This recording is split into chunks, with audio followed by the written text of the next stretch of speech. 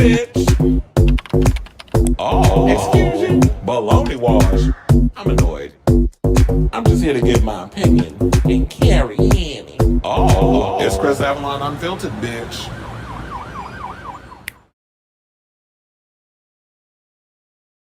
Hey, everybody. Welcome. And happy Wednesday. It is Wednesday, right? Yeah, it is. Sometimes I be forgetting. It's your boy, Chris Avalon, and welcome to a brand new episode of Chris Avalon Unfiltered, a show we basically talk about all that's going on in entertainment news, gossip, celebrity news, anything that's trending in pop culture. We chat about it on this here show. So, before we get started with today's show, please do me a solid and hit that like button, that subscribe button, and that notification button so that way you know when we go live with a brand new episode of Chris Avalon Unfiltered. Please and thank you. We got a lot of tea to get to.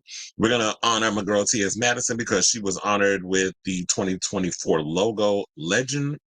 I guess it was an award. I watched it last night. It was on YouTube, as where everything else is that I go that I watch.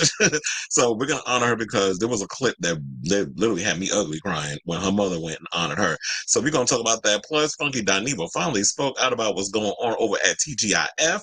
You know, he came back from whatever he was doing and he talked a little bit about it. We have the clip. We're gonna talk about it. We're gonna break it down. I'm gonna give my opinions on it. And I think after this, I'm pretty much done with TGIF in regards of like consistently talk about it. I know there's a lot of YouTubers out there that's just salivating at the mouth for any little thing that comes on with that show. And it's just like, there's so many other things in entertainment to talk about. So I said what I said in the past videos, but we're going to wrap it up today. Unless something crazy comes out, then we'll address it. But other than that, I just don't feel like this whole TGIF drama is something worth dragging out. So we have that. Plus, Matt Bomer got himself in a new sitcom with Nathan Lane. It's a Golden Girls like show for the gays. We're going to talk about it and break it down. Plus, of course, we got to talk about Justin Timberlake. We talked a little bit about it yesterday. You know, stuff was dropping in real time as we was doing the show yesterday. And there's some things I want to clarify. There's some new stuff I want to add to the mix, including Jessica Biel, where she was in this whole situation, and how she's feeling. His attorney, Justin's attorney, has sent release a statement. We'll break that down. Plus Britney Spears, everybody was looking at her like, okay, sis, what you about to say? Well, apparently she sent out a cryptic message that people are feeling like is a dig at Justin. We'll break that down and we'll also pull up the actual post that she was with the digation of the situation. Plus Remy Ma, this literally came out like an hour ago. Remy Ma's son has been arrested and charged with Redrum. And if you've seen The Shining, you know what Redrum is when you look at it in the mirror and it shows it the other way around. Because, we can't say certain words on social media. That's why I have to get, you got to pull a lot of tricks and things in order to like get past the algorithms. Hopefully they don't get smart enough where they start to add that word to the situation and then we get demonetized. So that, and then we have Jennifer, of course. It's like we can't go a day without talking about Miss Jennifer Lopez. We got tea on the fact of what she got to keep some of the money from that canceled tour. Ashanti and Nelly, child, while J-Lo's marriage is crumbling, Nelly and Ashanti then got themselves married a couple of months ago, and their marriage is going strong so far because, they're in the honeymoon phase. But then again, if y'all been in a relationship for as long as y'all been in and y'all broke up and then y'all got back together, we already know the type of foundation you're going to lay down when you go up in that relationship to begin with. Apparently, Jennifer Lopez and Ben Affleck, who are way older than them, Nelly and Ashanti, don't seem to know how to make relationships work. But these people that's younger than y'all figured it out. Okay. So, and then that we have Anthony Mackie is finally opening up about why he does not like taking pictures with his fans. So we're going to talk about that.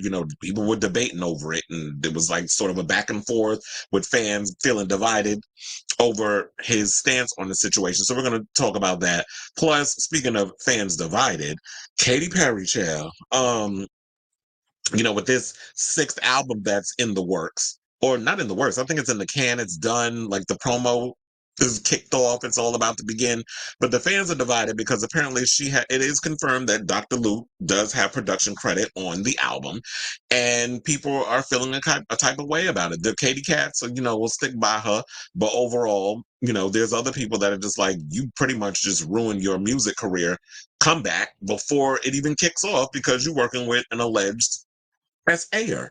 So we have that. Plus, Cyndi Lauper is reflecting on her sad rivalry with Madonna over the years. Because remember, I don't know if a lot of y'all know, but Cyndi and Madonna were the original Britney and Christina. They walk so Britney and Christina can run. So we're going to talk about that. Plus, Adam Lambert, and I did not know this until this morning, he has a new queer music documentary coming out called Out Loud and Proud.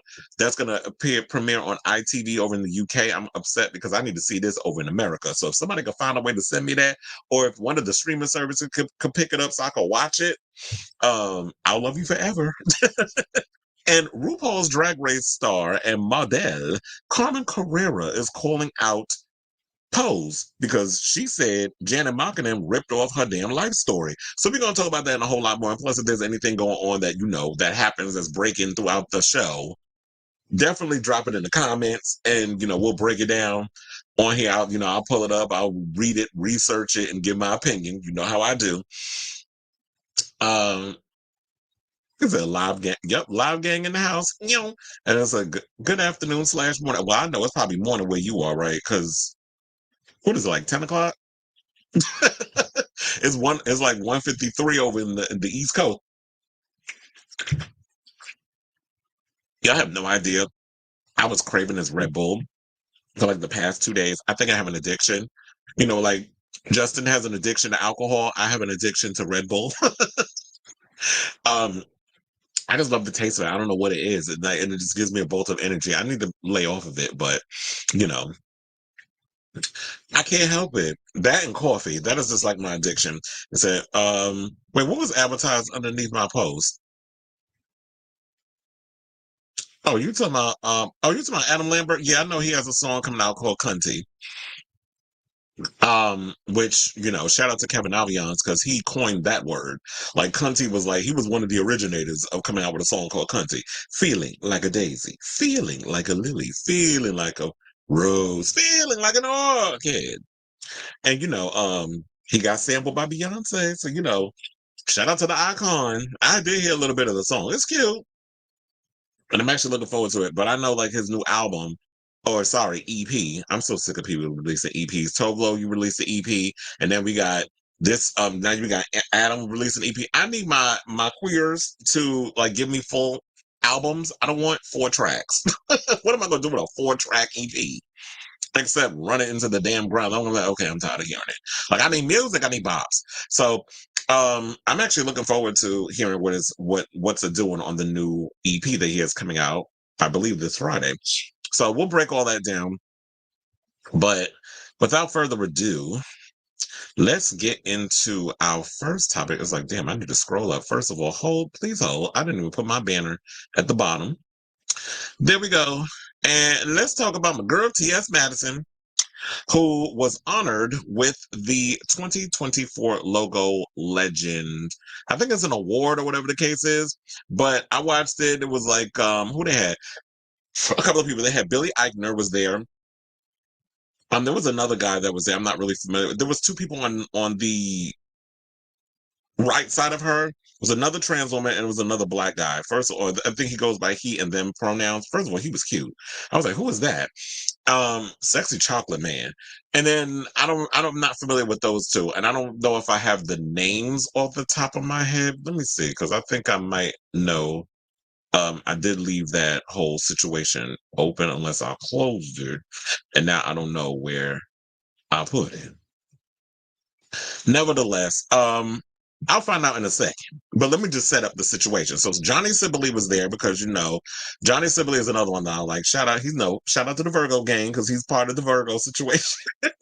Billy Eichner was there, Mo Hart was there, and they all sat around and gave TS her flowers, which I absolutely loved.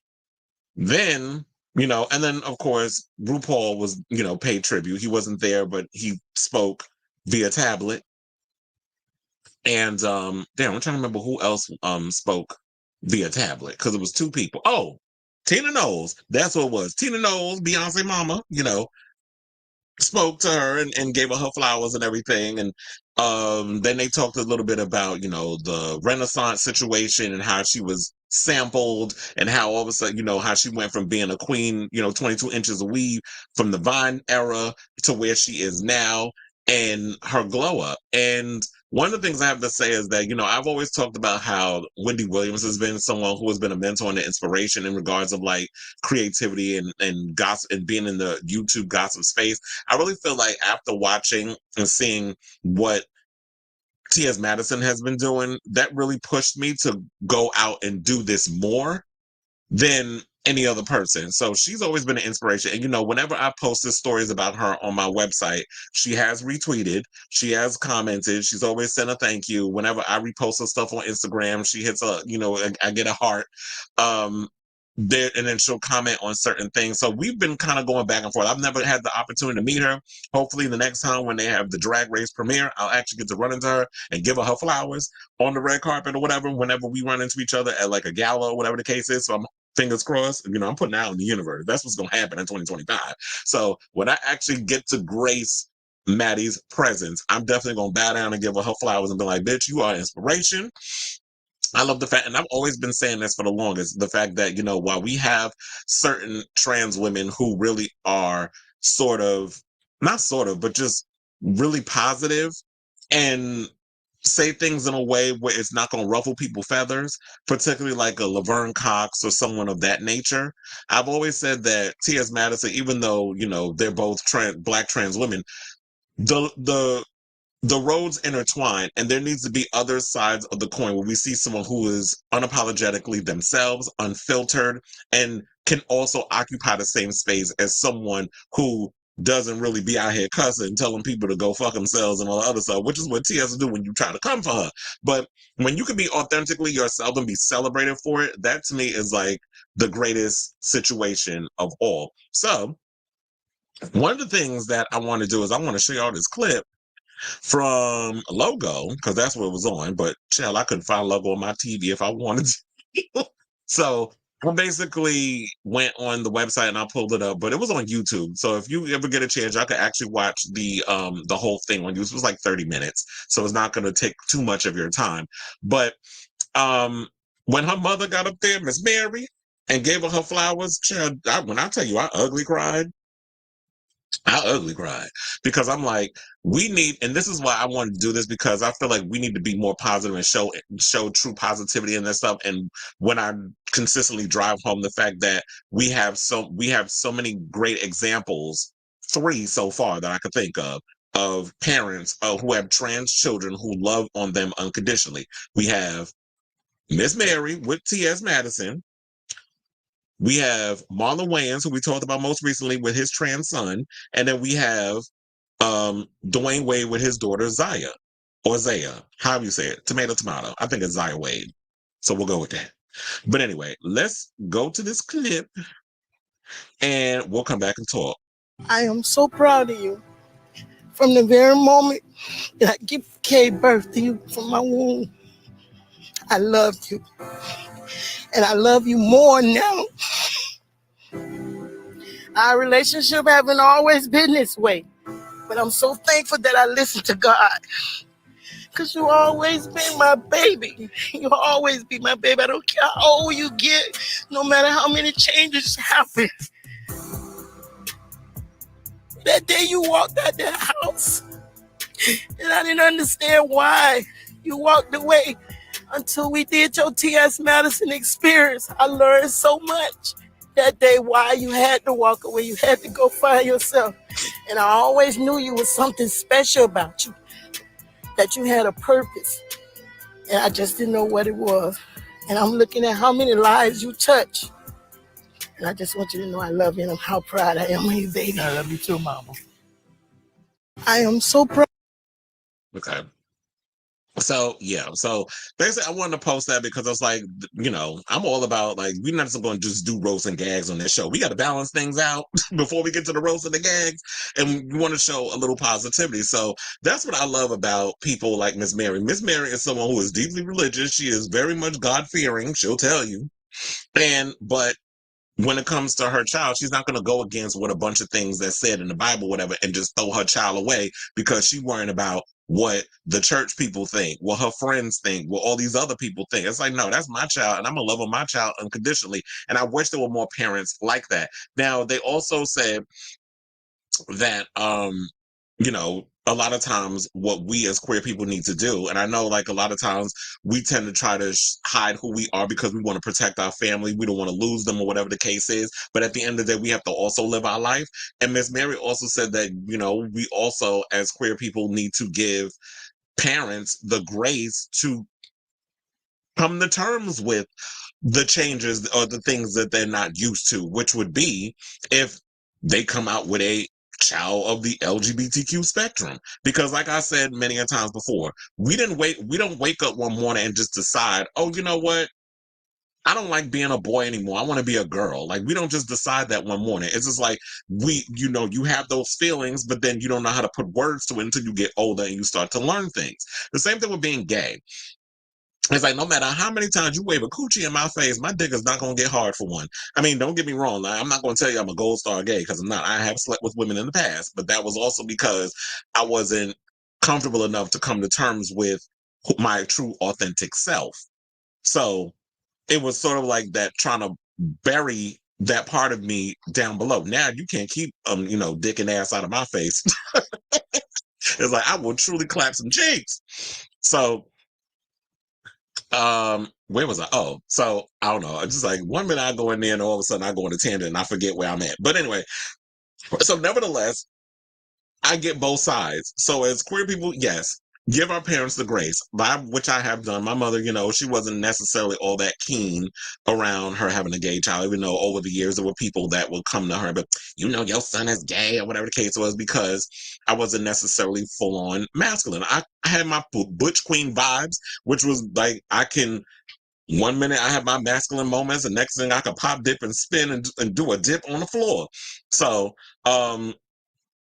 I wasn't trying to, or I was hiding, but not necessarily trying to hide who I was. I was trying to figure out who I was. But it's not up to other people to just go after someone and be like, well, your child gay, it's like people would literally whisper that to her. And it's like, stop doing that shit. Like, let kids figure out who they are. Stop always, some of you grown ass people need to stop trying to do these whole gotcha moments because you're looking for grist for your mill or little gossip. And give parents the grace, but also let those kids or whoever figure out who they are. So when they're ready to come out, there's no fear, there's no fear for them to do that, or they have to worry about possibly getting kicked out in the street. Because like we've said before on this show, we've had many a times where there have been queer kids who, when they parents find out they're gay, or let's just say queer, because to me, I feel like queer, even though you learn that back in the day, and I didn't know this, well, I think I did know this, that queer was considered a slur. It was considered a bad word. It's like calling the N-word or a B or whatever, no, bitch, or whatever the case is. But we reclaimed those words. Queer, I always found like it was weird or unique or different or whatever the case was. So I always looked at, I love being unique. I love being different. I like not having to conform into certain societies so they don't look at me as like being afraid. I always like stuff like that. So I never shied away from the word. But now it's become a universal word. And to me, I'd rather use the word queer than LGBTQ, LMNOP. Like, who got time to be saying all them damn acronyms? Y'all be adding a new one every damn day. So queer to me just hits it's just a broad word that y'all know it just is all inclusive, part of the community. So I say all this to say, huge congratulations to my girl TS. This has been a long time coming. She's finally getting her flowers. Success to her. I love seeing her on Drag Race. Please make her a permanent judge because I feel like that she could speak to the girls in a way that a Carson and Ross really does not understand, because TS is a trans woman of color who understands drag, who understands performance, who understands that whole world of what it's like to be trans or someone who's non-binary and that sort of thing, and just coming into that world and really speaking to them in a way that cis queer white men cannot understand. And we do need a little extra color up on it. Like, RuPaul should not be the only black girl on that panel. Like, so that's why I like when I guess they switch it up, and we really haven't been seeing as much as of Carson and Ross as much. I mean, we have on the All Stars, but not necessarily on regular drag. Look, after didn't Merle and what's his name run their course? What's his name? Santino. After a certain time, like, switch it up. We need a little life breathed into the show. So I say all this to say, as I said before, congratulations to you, TS. It is well deserved, and I'm looking forward to seeing what more you plan on bringing to, as a content creator, as an actor, as a performer, and just, just from the art of reading, because she just be reading and stuff online and saying certain things and giving citations and words of wisdom. It's just really resonated with a lot of people. So I guess because she is a child of someone who is of the church, you do speak in a way where it's almost like you're a pastor giving your sermon. Except she ain't trying to scam y'all out y'all coins like Bishop Whitehead and the rest of these heifers out here. So I say, well, let's just say, because I had to throw that dig at that queen who about to go to jail for 9 damn years for being a damn thief and conning you hoes out of y'all coins and y'all being the fools and sending it to them. But anyway, let me know what y'all think of this story down below. And shout out to you, Tears. I got love for you, girl. So let's get to the situation.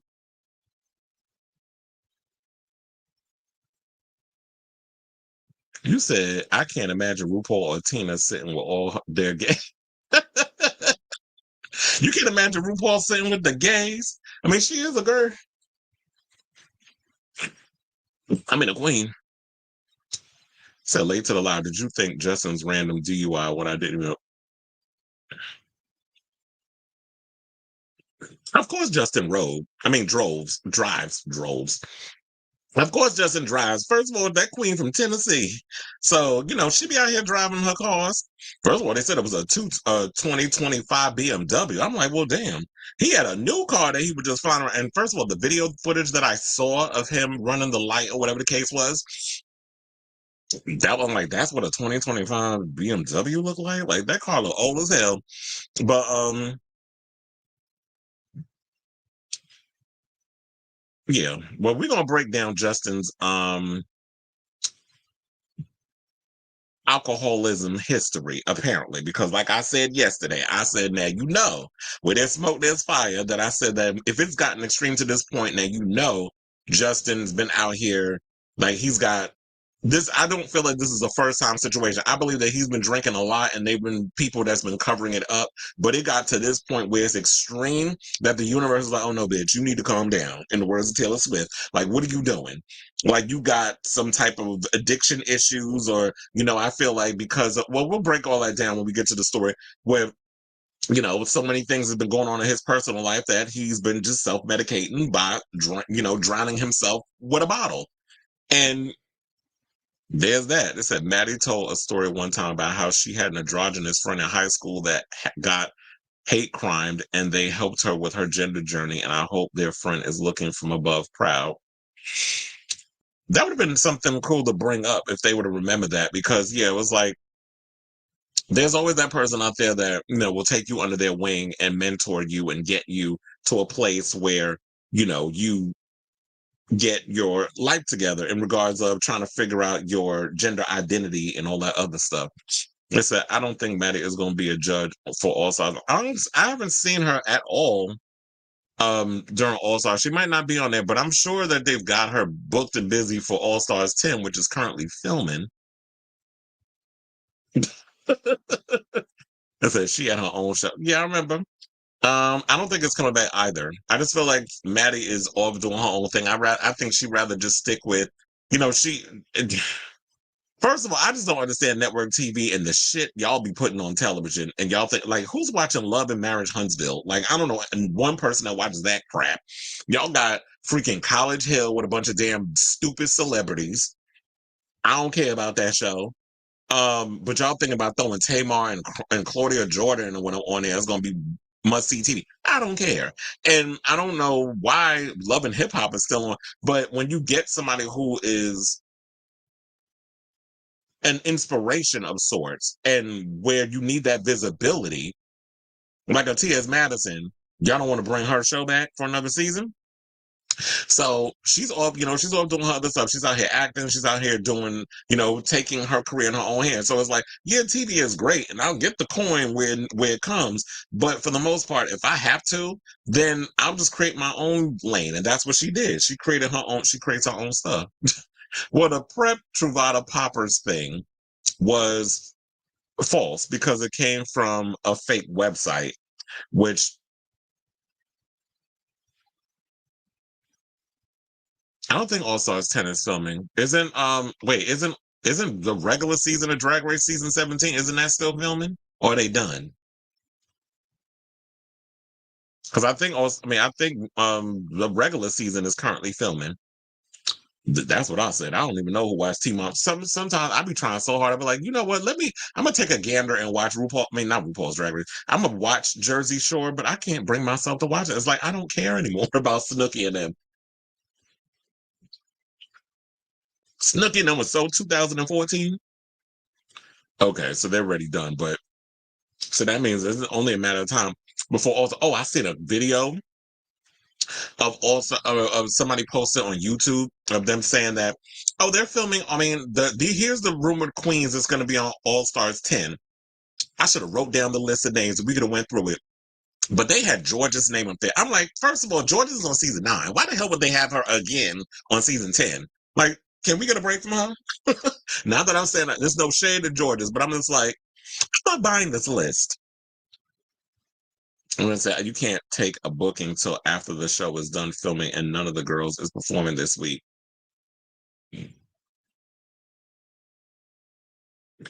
Ew.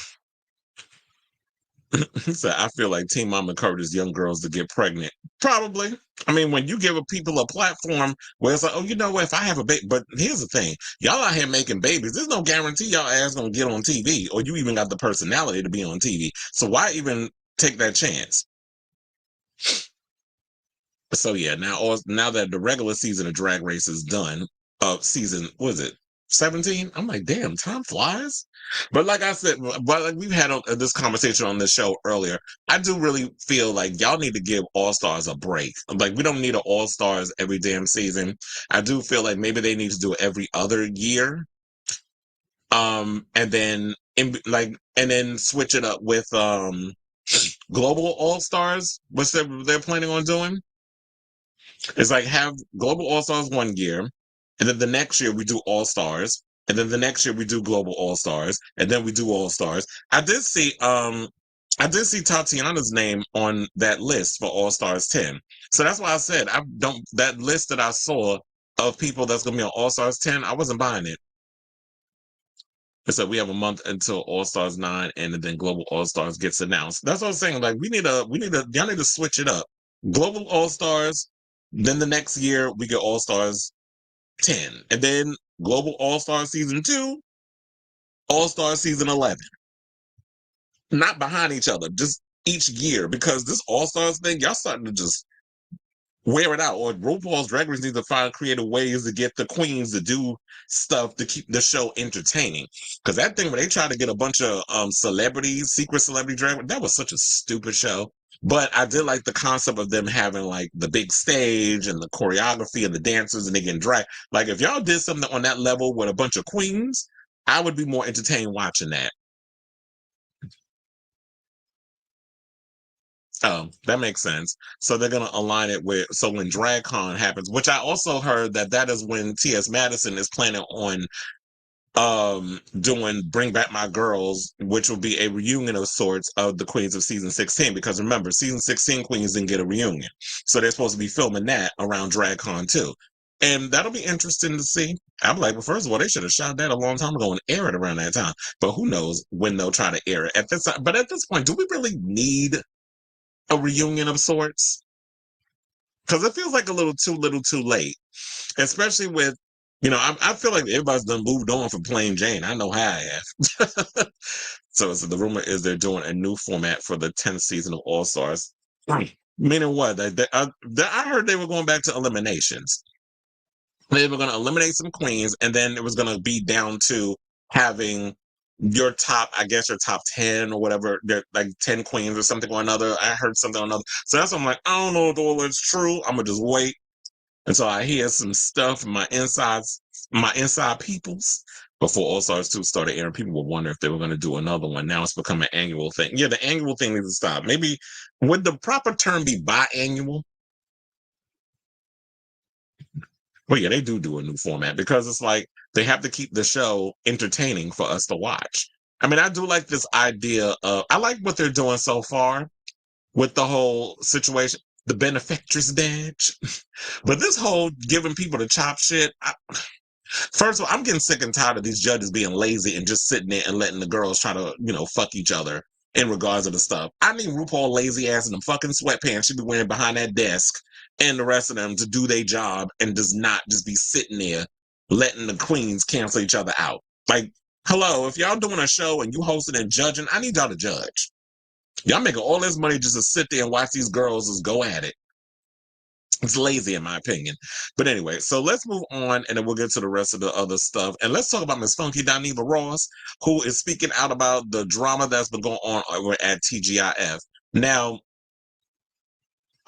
he wasn't, we don't need to recap all the other stuff that's been going on in regards of what's been happening. I'm sure y'all have been paying attention to what's going on in the media regarding the fact that it was the Rose. Armand basically went in a little too hard and they felt like he brought a lot of stuff that he should have took to HR. Instead, he put all the grievances that him and Claudia, because apparently word on the curb was he and Claudia, well, Claudia and Al had not spoken to each other. They kind of just dissipated as friends. She unfollowed him back in January, so it's been about 6 months since they really haven't been talking, but they managed to keep themselves, everything professional and copacetic when they were on camera. And we didn't know that there was any kind of situations and stuff going on.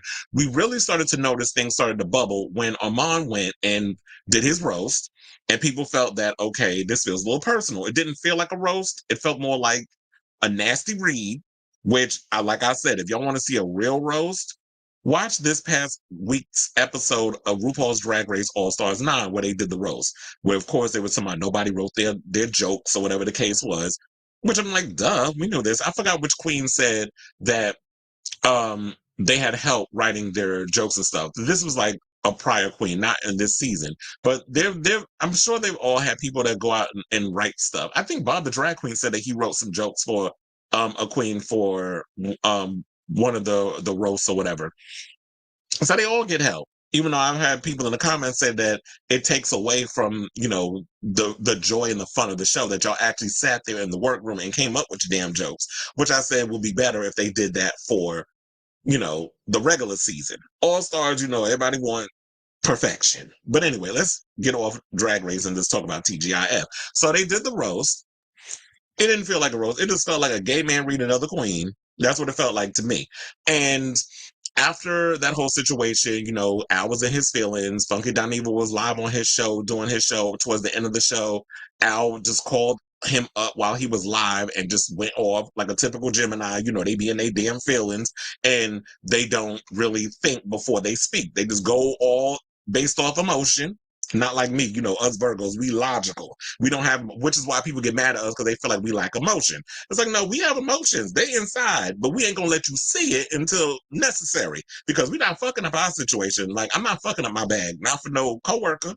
So if I don't like your ass, which in life that happens, I've worked many a jobs and done many a things where I don't get along with people, but I know how to walk into a room and act cordial and still be like, I can't stand that motherfucker over in the corner because you're not gonna fuck up my coins.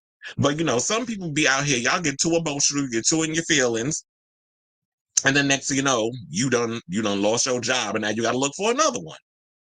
So after all that happened, everybody caught wind. Everybody was giving their speculations. Tasha K went and said what she said on social media.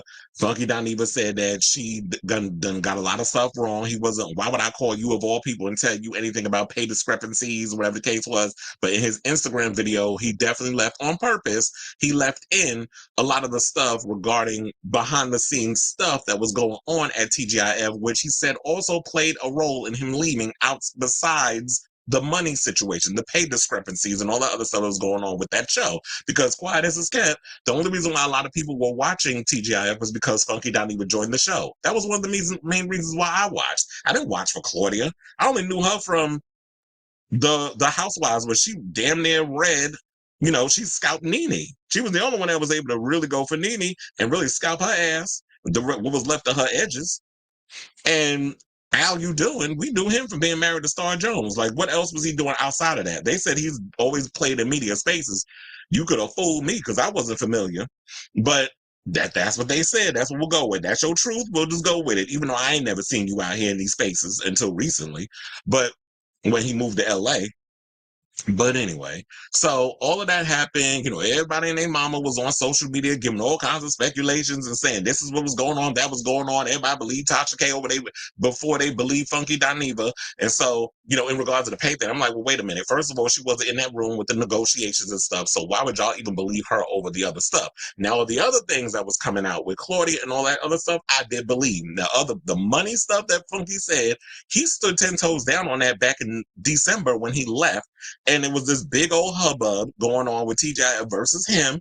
And that's why, out of shade, and he still kept it going, he airs his show at the same time as TGIF, which is every day, Monday through Friday at 8 o'clock. So that situation was still going, even though she says she ain't got no problem with him, and he says he ain't got no problems with her. Clearly, y'all got issues with each other, because if you go on and being like, okay, so now I'm going to have my show go up against your show, we're going to see who comes out on top, which, of course, Funky Dineva's show came out on top because Funky is he's interesting to watch. Just by himself, there's some of us out here, there's a lot of people out here that's like, no shade, maybe it's a little shade, but there's very few people out here that could actually sit and captivate y'all attention for hours on end just by ourselves. And I've had many of people, industry people, who said that I'm one of the people that can do that on the level of a Wendy Williams, where it's like you could literally hold people's interest for a long period of time. Funky is another one who can actually captivate an audience with all his little personalities that he put in his clips or his show, and keep y'all interested. Very few people out here that could do that. The rest of y'all need fucking panels.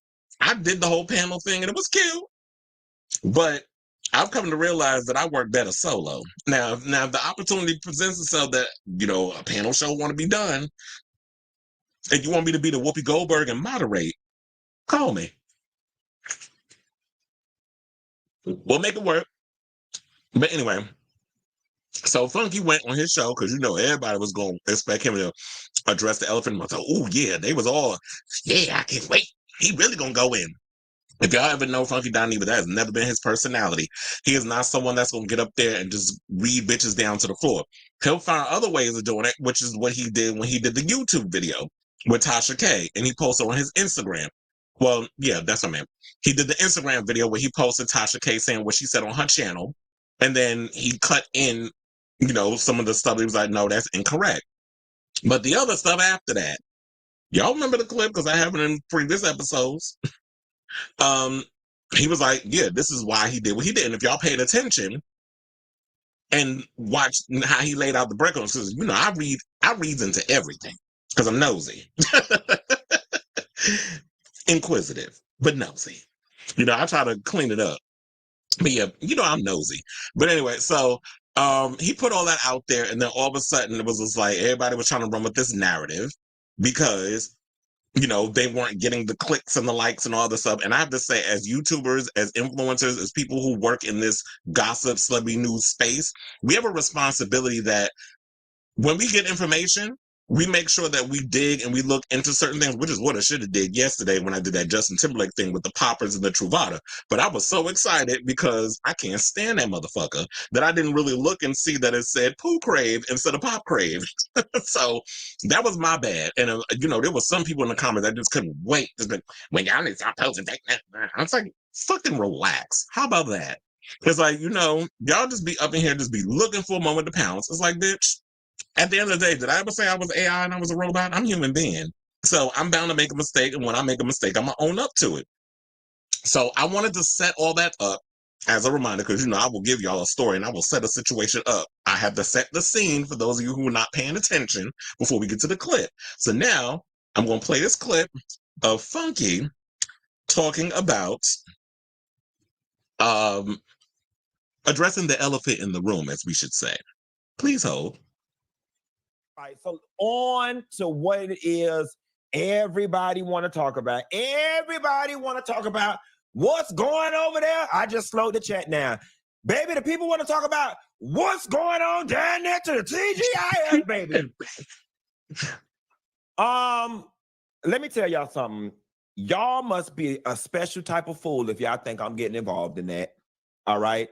I'm finna flat out tell y'all all of y'all that came here tonight to get the exclusive tea and get the rundown, you might as well log out right now because you're going to be highly disappointed.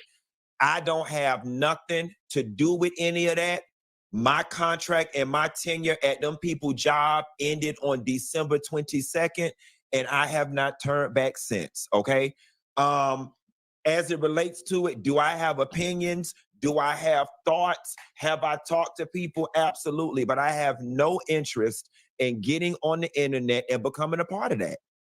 There's already, without the truth even being out there, there are already 900 YouTube videos that have been played with my picture on it and people going in and out, making up all type. Baby, that stuff don't have nothing to do with me. That stuff don't have no, I don't work there no more. I don't work there no more. I'm friends with Al. I don't have an issue with Claudia, but we are not in relationship. And Armand, I am friendly with. I am friendly with Armand. I am friends with Al, and I have no relationship with Claudia, but I don't have a problem with her. Outside of that, y'all, I ain't got nothing left. I have nothing to offer publicly when it comes to that, y'all. That whole situation over there, that's their stuff. That's between the people that worked over there in Fox Soul. What I will say is this, I obviously y'all saw the little snippet that I posted on my IG where I needed to correct some things that Tasha K was out there saying. The only thing, and listen, are you content creators out there and you up and coming content creators? I recognize that, we are the information, or we are the tea, or we are the story this week, or mostly them. I'm on the periphery. And that's fine and well. It comes with the territory. All I ask, just as a professional courtesy or just as a human being courtesy, is don't put 20 on 10. Don't be out there lying. Just outright lying. Like on Tasha K's video, I had to correct some of the things she was saying. Claudia makes about 300 and I'm telling all their business. And Funky Dineva make 250 and Al made about 150. It goes based off of popular. Girl, you just set your ass right there and pull all that damn information straight out your ass. Okay? There is enough tea. If you just use the details and the facts that are available to y'all and the context clues, there is enough tea present that y'all don't have to be making up lies. Oh, he says he says he walked away, but he was really fired. I mean, where's y'all getting this information from? And I'm gonna be honest with y'all. That's one thing in the 13-year career that I have, that y'all can never say that I've done. I have never, and this is not even about Tasha K. This is about content creators, period. I have never sat on this camera and just straight up pulled stuff out of my butt and said it because I want to be viewed as the person that got all the inside information. There is enough of the real drama out there present. If you know where to look, there's enough of it present that you do not have to sit up and conjure up stuff. You don't have to speculate. And believe it or not, those of y'all who know me or within arm's reach of me, I am nice enough that all you got to do is text or call me where you want me to fill in the gaps for you. And I will fill in the gaps for you. I'll even say Funky Dineva. I'll even give you permission to say Funky Dineva told me I can say this. So, yeah. So I just want to leave it there. So that way we know, like, that's basically what he said. Is that, and so now what I'm probably start doing is whenever some tea come out, chill, I'm going to slide in your DMs, be like, Funky, Nessa girl, I need you to, spill the tea. Because he ain't going to do it, but bitch, you best believe I'll get up here and I'll tell it. And say allegedly. But then again, if Funky said it, then we really need to say allegedly. So there you have it. Oh, and then at the end of the show, he called T.S. Madison, to give her flowers off that video that we showed before. In the beginning of the show where she was getting her flowers and all other stuff where I told you I ugly cried. And then before that, he called Al on the phone. I really wish I could fast forward to where it was so y'all can hear that because that was a cackle. But yeah, he calls Al and be like, what you doing? I was like, oh, you messy. Because that's like, oh, he want to call Al or whatever. And then Armand did go online and say, you know, he gave his side of the story. There's been a lot of people that's just been talking back and forth. Claudia went up there and said that, yeah, like Armand said, that Al's trying to destroy the show and get people fired and all that. So it's been an ongoing back and forth situation. Instead of y'all taking it to social media and beefing and all this other stuff, because all y'all want to be Cardi B and just take everything to social media, they just want to, instead, I'm just like, just what? Don't y'all got bosses? Don't y'all got an HR department? Like, why are y'all not speaking this out behind the scenes? Number one, and bringing us into the group chat. Like, get us out the group chat. We don't want to be a part of it, but since you want to drag us in it, we're gonna talk about it. So I'm sure there's going to be more stuff that's going to be coming out. Apparently, you know, Armand said that the show was on hiatus, that they plan on going on vacation. Right? But I'm like, well, wait a minute. Didn't you just go on vacation last week? Before all this drama started, and you was doing a show while you was on vacation, because he said that. And Claudia always in the Bahamas or somewhere else where they with the green screen behind her doing the show. So and they be flying all over the place. So I'm like, okay, so what is it? So I'm not buying the show. This whole situation. They said the show is coming back next month. We'll see. Otherwise, the show may be canceled. You know, if it does get canceled, this would be a sad situation because it's like, yet again, colored folk can't seem to make it work in the YouTube, you know, entertainment space. We had this happen with T.S. Madison and Kaya with the Queen's Court. Although I will say this, we see T.S. Madison don't need her because her glow up. We see where she is now. Once she parted ways with that anchor, known as Kaya, who want to just continue to make, you know, shit in her basement. And so then we have that, and then now she's doing Fag Talk with Craig, which to me is a better show anyway than the Queen's Court. She still got her little, you know, little hammer, whatever. What they call that? A gaffle. She still got that. She be banging on the desk. But Fag Talk to me is a much better show anyway, because it's like, let the trans girl and the gay black man, smart, intelligent, and funny, like Craig, fine ass, let them get together and do their show. You don't need that culture vulture Kaya, who just hate every damn body, including her damn self. So, oh, no, let me tell you, I meant to get rid of that video, actually. So, anyway, so I will say this. Funky said what he said, and I don't think he's going to talk about it anymore. You know, he likes to just stay out of other drama. He don't like getting into it with YouTubers and bloggers and stuff. Not a lot of people have the energy to clap back and cuss a motherfucker out. I got the energy to do that sometimes. I mean, it's draining, but I will cuss a bitch out. T.S. Madison don't mind cussing bitches out and other YouTubers when they try her. So not everybody is built for that, and that's fine. But child, if you want me to carry the bone like I'm Sheree Whitfield, you could send that bone my way. But anyway, let me know what you guys think about this story. Do you care if TGIF comes back? I mean, is it that the show doesn't give you the same situation, like the same energy, the same vibe? Like, I'm all, you know, I already told you, I don't like change and all that other stuff, but I'll give a show a chance to see, like, if the dynamic works with the group that you have. Look, The View been on for damn near 30 years, and they've gone through so many changes with their, you know, co-hosts or whatever. So if the people put in the work, they can make a show last longer than what it is. So, I mean, have a lot of y'all abandoned TGIF because once Funky left, was he the only reason that y'all watched TGIF? And now that he's gone and doing his own thing, y'all just want to stick with him and be like, F them three over there. So let me know whatever y'all opinions on this whole situation. Let me know in the comments down below. Okay, so speaking of opinions and things, says some people are saying that being rigged for Roxy because she did so bad. I was thinking that too. And there might be a little rigor mortis with this season, that they're going to try to push it off on. I mean, the same thing with Jimbo. How you got all these American girls, but then you had one Canadian, and y'all set that shit up for her to win because she got fucked over so many times on Drag Race Canada, Canada versus the world, and now, so we're going to give her an opportunity to basically win the show. So it's like, it don't even feel like it's fair. It's like y'all just trying to, the producers are overproducing for somebody to win. And so now it does kind of feel that way. that maybe they'll take Roxy because she did bad on her. She did what she did on her season, but she was a villain because she was going after Jinx Monsoon. Everybody loved Jinx. And like I said, one of my biggest regrets during the season of Drag Race was when I did when I was in where it was when I was gonna say when I was in media. I'm still in media.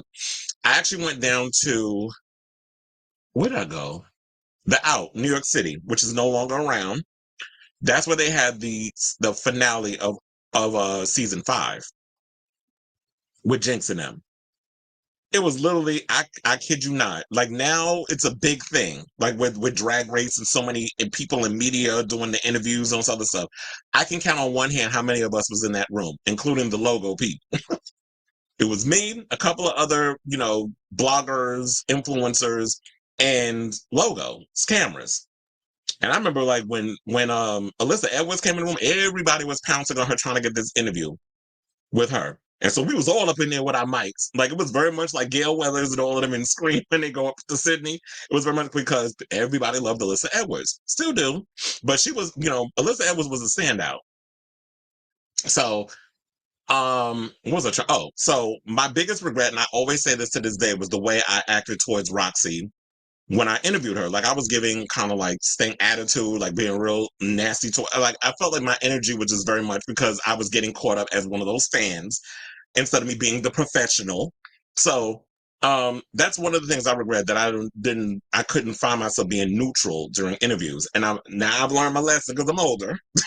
But and literally Jinx was the first queen that I interviewed when I got there. So I'm like, damn, those were the days. It was like I was groundbreaking, bitch. I was out there just doing these little interviews, and all of a sudden now it's like everywhere you go, you shake your head. There's an interviewer, there's an influencer, there's somebody interviewing. I'm like, child, I was doing that long before y'all was even aware of Drag Race. But it is what it is. So I could definitely see them trying to make it for Roxy to win the season, because All Stars 2, she basically was being carried by Alaska and Detox.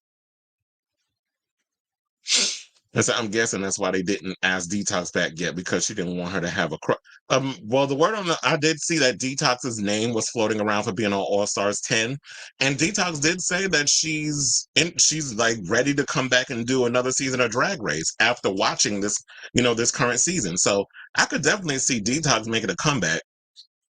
But you know me, I'll find out the tea of who's gonna be on this All Star season. I'll come back and tell y'all. So I could definitely see Roxy winning this season. Georgia's already rumored to come back. Yeah, that's why I said I saw that video yesterday, actually, of the Georgia's coming back. And I'm like, that's a little too soon. It said, if they asked you, would you do TGIF?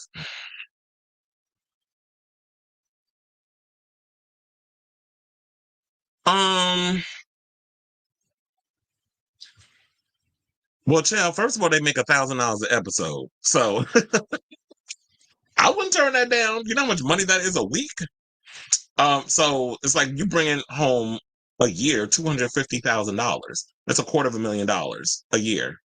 That's good to live off of, especially in New York City. Like the way out these apartments were, the way these apartments are and stuff. It's like, child, I could afford, living on my own. But here's the thing, also, which I think a lot of you influencers fuck up. I'm not investing all my time and energy into TGIF. Like, yeah, I'm here for the hour. I'm giving y'all what y'all give. I'm going to do my notes and all the other stuff, and I'm going to follow up on whatever topics we talking about, and we're going to focus on that.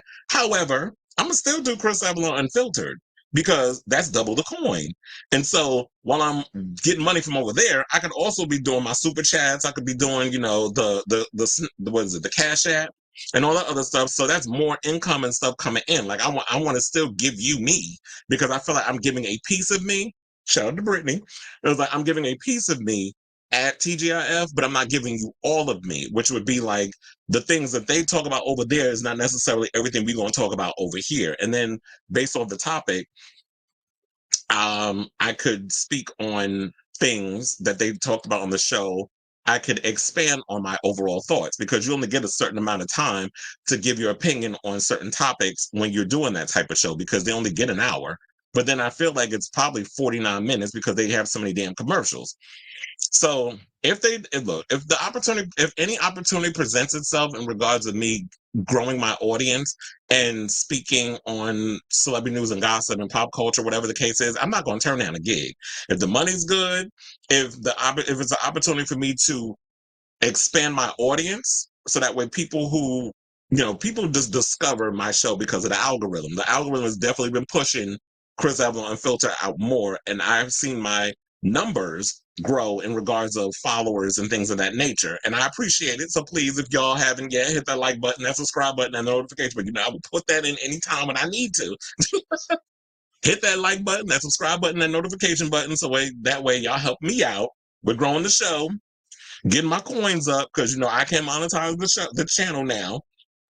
And that way, when I go live with a brand new episode of Chris Avalon Unfiltered. So, yeah. It says, I never say never when it comes to retiring certain hot topics. You never know. I know. Yeah, you're right. Because I did say I'm going to retire talking about TGIF and all that other stuff. And I should start doing that. I should stop being like, I'm going to retire a certain story. Because if I do, then y'all gonna come up in here and read me. It was like, bitch, you said you wasn't gonna talk about it no more. So, I was sitting there like, I could do that. So I'm gonna take your advice, Roro, just like I took your advice before, and thank you. When he was like, cut up the episodes. Because sometimes the episodes be too long. Like y'all know I be doing 4-hour episodes here. Like, a bitch can talk. And so certain topics or whatever, I cut it up and I give it so that way if everybody don't have the time. I mean, even though, let me tell you, from what I've been watching, I'm like, yeah, the long episodes is pretty good. And you can stay with your eyes and entertain for the 4 hours or whatever. Have it on in the background while you're doing your work, whatever the case is, helps you pass the time. But when it comes to certain topics, I do want to cut it up and put it on social media. And I realize that doing those have definitely helped with the algorithm and people coming in and discovering the channel and all that other stuff. So it definitely helps. It damn sure will. I could pay off my rent for the whole year. Don't have to worry about nothing. And then on top of that, I could be doing other things. Like there's opportunities for me to have my own parties in New York, club night. I want to definitely do things down the road where possibly I could have some type of events going on, possibly at Fire Island, and in maybe parties in Hell's Kitchen or West. Are there any clubs left in the West Village? I mean, yeah, there are. So it's like, there are things that there's definitely things I want to do in regards of like being a person of color in the nightlife space. So me pushing myself out here more, it definitely helps. What's that about? Oh, did they? I'm going to have to check that out. You said, I didn't even know this show existed. I know now because of you. Wait, how'd you find that out? You said you didn't know the show existed. Oh, it's because, when you follow me on social media. Oh, that's another thing too. It's like, I take my clips, I cut them up, and not only do I just, post them on YouTube, I'm posting them everywhere. I'm on TikTok posting stuff. I'm on Instagram posting things. I'm on and because it's on Instagram, I have my Instagram attached to my Facebook. I upload it in the form of a reel. It's kind of like when Sailor Mermaid was like, I don't know how you and Nico Aesthetics do it with the editing. I'm like, who you telling? The editing is annoying. That was one of the things I have to say I hated about film school, was the fact of me sitting there for hours editing. I was like, oh my God, I'm so bored. I would rather just be a performer and just pay somebody to do the stuff. And funnily enough, when I was in film school, I spent more time being the actor guinea pig for my other film school classmates than actually focusing on my own work. But here's the trickery of it all. Because this is how I knew how to do it. I used to get a lot of my film school friends to help me with the editing and stuff as an exchange for me doing the performance part. Because I was like, I can't sit through doing this shit. So that was my trickery in the whole situation. And the funny enough with me in film school, I used to always be I'm such a Virgo. Like, we are very last minute with a lot of stuff. I'd be literally down to the wire trying to finish my final grade project, because we had that big thesis thing where it's like we had to do an EBK, we had to do a music video, we had to do a documentary on something or whatever the case was. So it was always like a little project. I had so much fun in film school. But anyway, that was my whole situation. Now let's move on. Yes, and talk about Matt Bomer, who has a new gig with there's a new gay sitcom coming to Hulu, and I'm actually excited about this. So it says that sources are revealing to Variety that there's a new sitcom from Hulu called Mid-Century Modern. It's a pilot from Will and Grace duo Matt Muchnick and David Cohen and Uber producer Ryan Murphy. So, Ryan Murphy got his hands on something else. So now sources reveal that Matt Bomer will take on the ditzy Rose-like character played by Betty White in the original Golden Girls, with Nathan Lane taking on the Dorothy B. Arthur of the bunch. Linda Lavin, love her by the way, will play Lane's mother a la the original Sophia. Now the new series will be set in the gay mecca of Palm Springs. James Burrows is directing the pilot. Muchnick, Cohen, Burrows, Lane, and Bomer will also EP the project with 20th Century in, the studio that's, putting this together. So it says, the series follows three best friends, gay gentlemen of a certain age, who, after an unexpected death, decide to spend their golden years living together in Palm Springs, where the wealthiest one lives with his mother and a naked Gen Z housekeeper. Now, that is hilarious, because I'm like, isn't that giving a little bit of, what was that movie? Oh, The Birdcage. Don't that remind you a little bit of that with the housekeeper, except Hank Azaria? First of all, I was in love with him in that damn movie. I was like, who is that fine-ass man in them coochie cutters? And the tight, tank top. I was like, yes, honey. But anyway, the whole naked housekeeper, I'm like, is he really gonna be naked? But then again, I'm like, maybe, or maybe scantily clad, because if it's a Hulu series, you can get away with nudity on there versus, if it was on a network. And Hulu got some good original programming. Um, the show, what is it? With Selena Gomez. I actually like with what's his name? Damn, I'm sorry, forgetting Steve Martin and all them. I love that show. And then also The Bear, which is coming back this month, the third season. I'm excited about. I just saw Aya Atterbury on The View yesterday. I know I'm behind in my episodes of The View, but I saw her on there. So Hulu got some good stuff. And then it says that Mid-Century Modern stars Nathan Lane as Bunny Schneiderman, Matt Bomer as Jerry Frank, and Linda Lavin as Sybil Schneiderman, Bunny's mother. A successful businessman with one foot in retirement, Bunny is forever in search of love, but he first has to be convinced he's worthy of it. Like her son, Sybil's strengths are her weaknesses: wise, caring, and iconoclastic, which sometimes means she's critical, smothering, and immoral. Jerry left the Mormon church and his marriage in the early 20s after his wife informed him that the rest of the congregation that he was a homosexual. Now, a Latter-day Saint in the literal sense of the term, Jerry is pure of heart. He's also hard of body, soft of head. I remember a friend of mine used to call people like it's a hard of body, soft of head. Now, Bomer's recent credits, include Fellow Travelers and Maestro. He frequently works with Murphy, who directed him to a Golden Globe win for his work in the AIDS drama The Normal Heart. Lane, a veteran of television, film, and Broadway, who has won 3 Tonys. Speaking of which, I didn't even know the Tonys was on this past Sunday. I gotta watch that. And shout out to oh my God, what the hell is the actor's name from Jonathan Groff? Shout out to him. He just won his first Tony, from Looking. I just saw that. I saw the story on it on Variety the other day. So I forgot all about the Tonys. They had my girl Ariana DeBose. She hosted, Angela Bassett did the thing. Her. So she hosted again. So I gotta watch it and get around to it. I also heard they brought out Hillary Clinton in a damn moo-moo. And they gave her a standing ovation. I'm like, really? That war criminal? But anyway, let's continue. She is a war criminal, though. And it says the Golden Girls, well, first of all, we already know who's on the damn Golden Girls. It was B. Arthur, Rue McClanahan, Estelle Getty, Betty White. That was a show that, like I said, it was way before my time, but I remember when I was a little kid, my grandmother used to watch that show all the time in the 80s, and I would watch it with her when I was over at the house. And then, of course, when I lived in Brooklyn, in Bushwick, I had a roommate. All of us were gay, by the way, which was a good thing.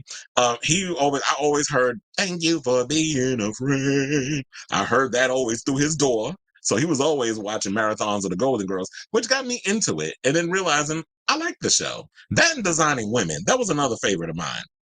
Shout out to Meshach Taylor. May he rest in peace. Anyway, so Here's the thing.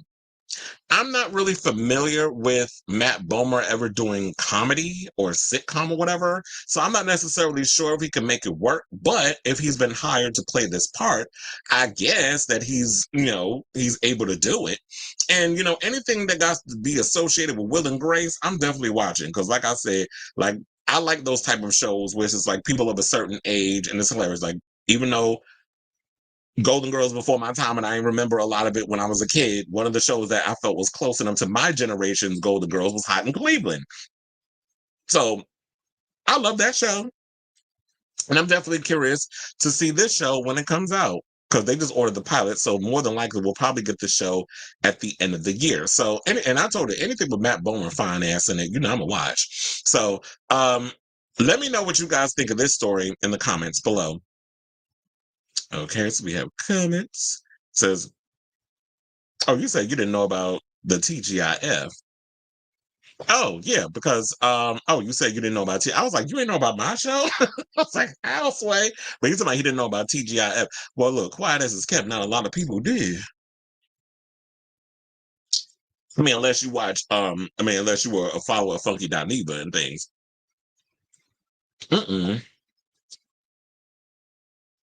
I feel like I think a lot of people do what you do because I used to do the same thing. I would put the Golden Girls on, and that would kind of be like my comfort food, and that helped me go to sleep. It's not saying the show is boring. It's just the fact that it's comfort food. It's like it makes you feel like you're visiting an old friend. But anyway, child, let's move on and talk about Justin and this whole situation with him and the recent allegations. Now we talked a little bit about it. Yes, well we talked about it throughout the whole damn show because stuff was dropping in regards to the whole Justin Timberlake situation. And one of the things that pretty much what I had heard about was, child, I gagged when I read the rest of the story. So they basically said that he was celebrating. He went out with some friends. He was hanging out in the Hamptons, Sag Harbor to be exact. I have family that lives out in Sag Harbor, so I know the type of community it is. It's very upper echelon. Like I do got a lot of uppity relatives. This is on my mother's side of the family, so I can say it's like, yeah, I got a lot of cousins, a lot of family members that live out in Sag Harbor. So shout out to y'all. My grandmother lives out there, actually, and my aunt. And I don't think my cousins and stuff do. They live all over the place. I got most of the family live in Virginia. Anyway, that don't matter. I'm just letting y'all know that I got a lot of family that lives out in Sag Harbor. But anyway, to get back to the topic, so he was out there hanging out, whatever the case was. Got a little got a little drunky drunk, not a little drunky drunk, a lot of drunky drunk. He tried to tell police that he basically had a martini, but according to reports, it said he was hanging out with his friends. At one point, there was a guy that went to the bathroom, and Justin saw the guy's drink. This is how you know you got a problem. And probably hasn't recognized it. The guy went to the bathroom. Justin saw the man's drink on the table, picked it up, and drank it. The guy came back from the bathroom and saw Justin with his drink in his hand and told Justin, privileged ass, that, dude, that's my drink. So he was 3 sheets to the wind, decided to jump in his car. He said he was following friends. And the police, they said that they followed him for a while. And then when he ran a red light and then he lost control of the car and had a problem staying in his lane, that's when they pulled him over. The cop came to the car. The friend, he said he was following friends home or whatever the case was. Word on the street was that the friend said that they please cut him a break, which means basically they're not your friends, they're enablers. Because your real friends will tell you that, sis, why are you getting behind the car? Or behind the wheel of a car? Why are you driving? You should be calling an Uber, which is what we said yesterday. Why didn't he call an Uber? Why as someone who is worth, as we looked it up yesterday, around between 200 and 250 million dollars, why don't you have, like, okay, if you're drinking, you have a driver come pick you up. You could afford it. If Kim Kardashian ran out here on private jets just to go get cheesecake from Paris, your ass can get you, a car to come drive you from point A to point B, which also makes me think this is not the first time that Justin has jumped behind the wheel of a car while intoxicated. Because no 43-year-old man all of a sudden is just going to have this one-time situation that he's going to do this and gets to the drinking. Child, them eyes. And when you look in them eyes of his, they was bloodshot. That goes to show that he really throws it back. Not bringing sexy back, you throwing it back. And throwing it back, I mean not your ass, the liquor. So I knew where there was smoke, there's going to be fire. Because they said he's been struggling with a real drinking problem for years and was in a very dark place. And that dark place meaning when Britney and the memoir came out and how everybody was going in and letting have on him on social media. But I really feel like it goes back further than that. And we're going to break all that down. But for Chow, I really feel like the whole bruise to his ego was when the cop came up to him, and in the post, it says, the cop that arrested him didn't even know who he was because he's young, which goes to show us like, damn, you really don't have your finger on the pulse of the youth. He's in the same position as Jennifer Lopez, where it's just like, I don't know her. So then the cop said that Justin said under his breath, this is going to ruin the tour. And the cop said, what tour? And Justin said, the world tour. So he didn't even know Justin was famous. Now, if you don't think that's a bruise to his ego, I don't know what to tell you. Because Justin, to me, is someone who is white, a male, good looking, and has been his whole entire life has been able to skate by and have his career not be affected because he's young, male, white, and attractive. So he's been able to get away with murder. Throwing Britney Spears under the bus, throwing jabs at her. There was one story that I saw, a video of him where he won a Brit Award or something or another and was talking directly to the thing. And people said it was sub shots at Britney. He tried to deny it and say, because he said the press is going to come at you, stop drinking, whatever the case is, because the press is going to be all up in your situation, whatever. I'm paraphrasing. Then he tried to say he was talking to the audience. First of all, why would the press be going after regular schmegular people in the audience? Obviously, he was talking about somebody famous. So he was trying to throw jabs at Britney. He's been throwing jabs at her over the years. Britney finally clapped back at his ass and told him that she beat his ass in basketball. That hurt his feelings. Then she mentioned about the whole, unaliving of their child because he didn't want to be a father because he was more interested in being famous and not having a baby ruin his career. And we're going to break down the timeline, too, because shout out to the New York Post. The New York Post pulled up a whole situation where they're talking about his major scandals over the years. And we're going to break that down. So this is going to be a long one. So bear with me. Because, we got to set it up. Because yesterday we got into some things where it was just like some stuff came out. And like what Funky Dineva said, like as YouTubers, bloggers, influencers, and I've been saying this for over the years, too. We have to be responsible in all this stuff that we put out there. And if we make a mistake, we got to correct it. So, according to the report from page 6, it says that it's not a secret. Everybody knows. I was thinking about Phaedra when I said everybody knows. And it says a music insider who was privy to the information 2 years ago said that Justin has a real drinking problem, a lot of weed, but a major alcohol problem, and he's been hiding and masking it for years. Another source, however, tells us Timberlake has not been drinking for a while prior to his DWI arrest on Tuesday, and even lost weight and was living a healthier lifestyle, including cutting out booze before the April launch of his Forget Tomorrow World Tour.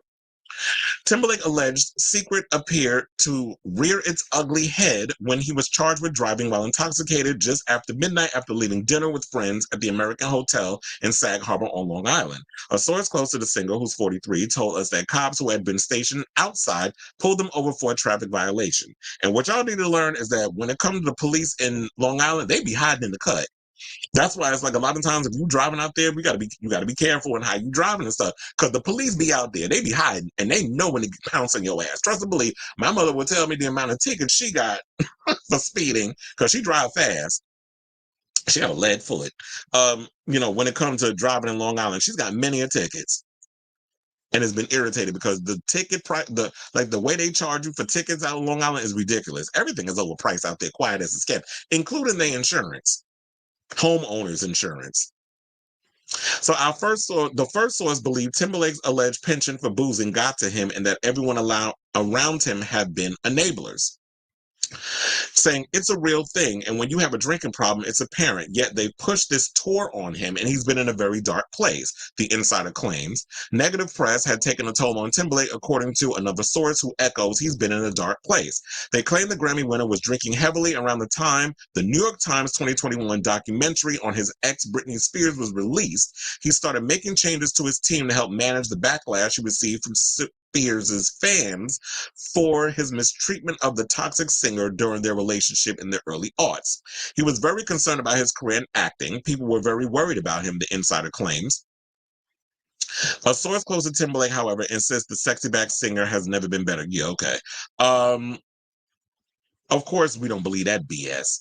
That, oh, he's in a good space. Well, if he was in such a good space, then what caused him to have this moment where, because there are ebbs and flows in this way, there's people that could be like, you know what, I'm going to fully discipline myself, cut out booze, cut out drugs from my situation because I'm on tour and I need to fully focus. That's a lot of what my generation has been compelled to do. We cut out all the negative stuff. We stay away from the alcohol. We stay away from the drugs. We are fully disciplined when we go and we do these shows, whatever the case is. Once we're done with that, we'll go back to our other stuff. Or if that's the case, if you're going to be down, drowning your sorrows at the bottom of a bottle, did he not have like a tour manager who's, tour managers, a lot of their particular gig is to make sure that said talent or whoever's in your situation, you're watching them, you're making sure that they get their ass up out that bed, with the hangover or whatever the case is, and that they get out there like the show pony they are and perform. So does he not have a tour manager for the show? Or was it the fact that, okay, this was like a day, one of his days off or whatever the case is, because, it's Father's Day weekend. And he was taking time away from, the shows or whatever, because he's supposed to start the concert this week in Chicago, I believe, on Friday. So we also were saying, like, besides the whole Uber situation, where the hell was Jessica Biel? Well, apparently she was in New York working on a new show, I believe for Amazon Prime Video. So it says the 42-year-old actress, shout out to the Daily Mail for this take, was pictured as she filmed scenes for her upcoming Amazon series, The Better Sister, in New York City. First of all, why that title sound like some shit out of Lifetime? Like that's a Lifetime movie of the week? Probably is, because that's basically what her career has resorted to. Now, Bill looked tense and muted while standing around on set between takes. The set wasn't far from Sag Harbor, the village in the Hamptons, where her 43-year-old husband, y'all really love establishing his age as 43, was taken into custody by police after refusing to take a breathalyzer. They're probably doing that because they're saying, child, you too damn old to be out in these damn streets acting a fool. But hold on. And they also said that he repeatedly smelled strongly of alcohol. So basically, yeah, he reeked of booze when the cops pulled him over because they observed the vehicle swerving across the road. He performed a field sobriety test, but he reportedly refused to take a breathalyzer. The NSYNC singer was subsequently arraigned, one misdemeanor account of DUWI, and he was also cited for running a stop sign and for failure to stay in his lane. His next court date is scheduled for July 26. Now, Timberlake was pictured on Tuesday in handcuffs as he was led by police, and he was later seen leaving the police station in the Hamptons with attorney Ed Burke. The same day, Jessica was seen in New York City as she continued filming her Apple series. I thought it was Amazon Prime. So 1 minute is Prime Video, and then the next, it said Amazon. Okay. Wait, they said Amazon, and then they said Apple. So which one is it? Anyway, so she was seen in a costume. First of all, I think it's Prime. It's Amazon Prime. There's no way in hell Jessica Biel's getting a show on some damn Apple. Apple got quality stuff over there. And that's no shade to Amazon Prime, because I do like some of y'all Prime Video stuff, but I don't see a Jessica Biel project being on no Apple TV. So they said she was seen in a costume as she had been pictured in while filming last week. The actress had her dirty blonde hair styled in a severe blunt cut bob that was parted down the middle. The look may have been a wig, as she was sporting different hair lengths while filming her series. She wore an equally severe striped bodycon maxi dress and featured thick irregular black stripes mixed with semi-sheer tan stripes. The actress added a touch of luxury to the look with rope-like gold chain draped around her throat. You could have just said neck. Beale wasn't completely stone-faced, as she appeared to laugh at one moment while chatting with crew members. She stars in a series with Elizabeth Banks, and the series is based on the 2019 novel by Alafair Burke. They play two sisters who are brought together by tragedy after one of their husbands is unalived. Somebody took his life, basically. Now, Beale was hard at work following a report that her husband is expected to still perform in Chicago this weekend despite his DWI arrest. The 43-year-old singer-songwriter still plans to put on two shows scheduled later this week at the United Center, and he also has two shows next week, I believe Tuesday and Wednesday at Madison Square Garden. So we'll see how all of that works out. But they also said that fans and attendees are most certainly curious to hear from the hitmaker about his arrest for driving while intoxicated, but there's no word yet if he plans to address the controversy. Yeah, we'll see if he, and I said that that's probably what's going to happen, is that people are going to be curious. People are going to actually want to know if he actually is going to address the elephant in the room. Is he going to go and speak on, the accusations in regards. Oh, wait a minute. I got distracted by a drag race post, but I was like, let me pay attention to what's going on here. But anyway, so, yeah, so I just don't, so to me, I feel like, I don't know if he'll address it, or if he does address it, he'll probably make some little snide comment or remark or whatever. I said that what he should do is basically, he should have put out a post via his publicist or something at that, yesterday. He should have did that, like right after he got out of jail. I was going to say prison. After he got released from custody, he should have had his people put out a statement. He didn't do that, but his lawyer spoke, and we're going to get to that clip in a second. Well, that post in a second.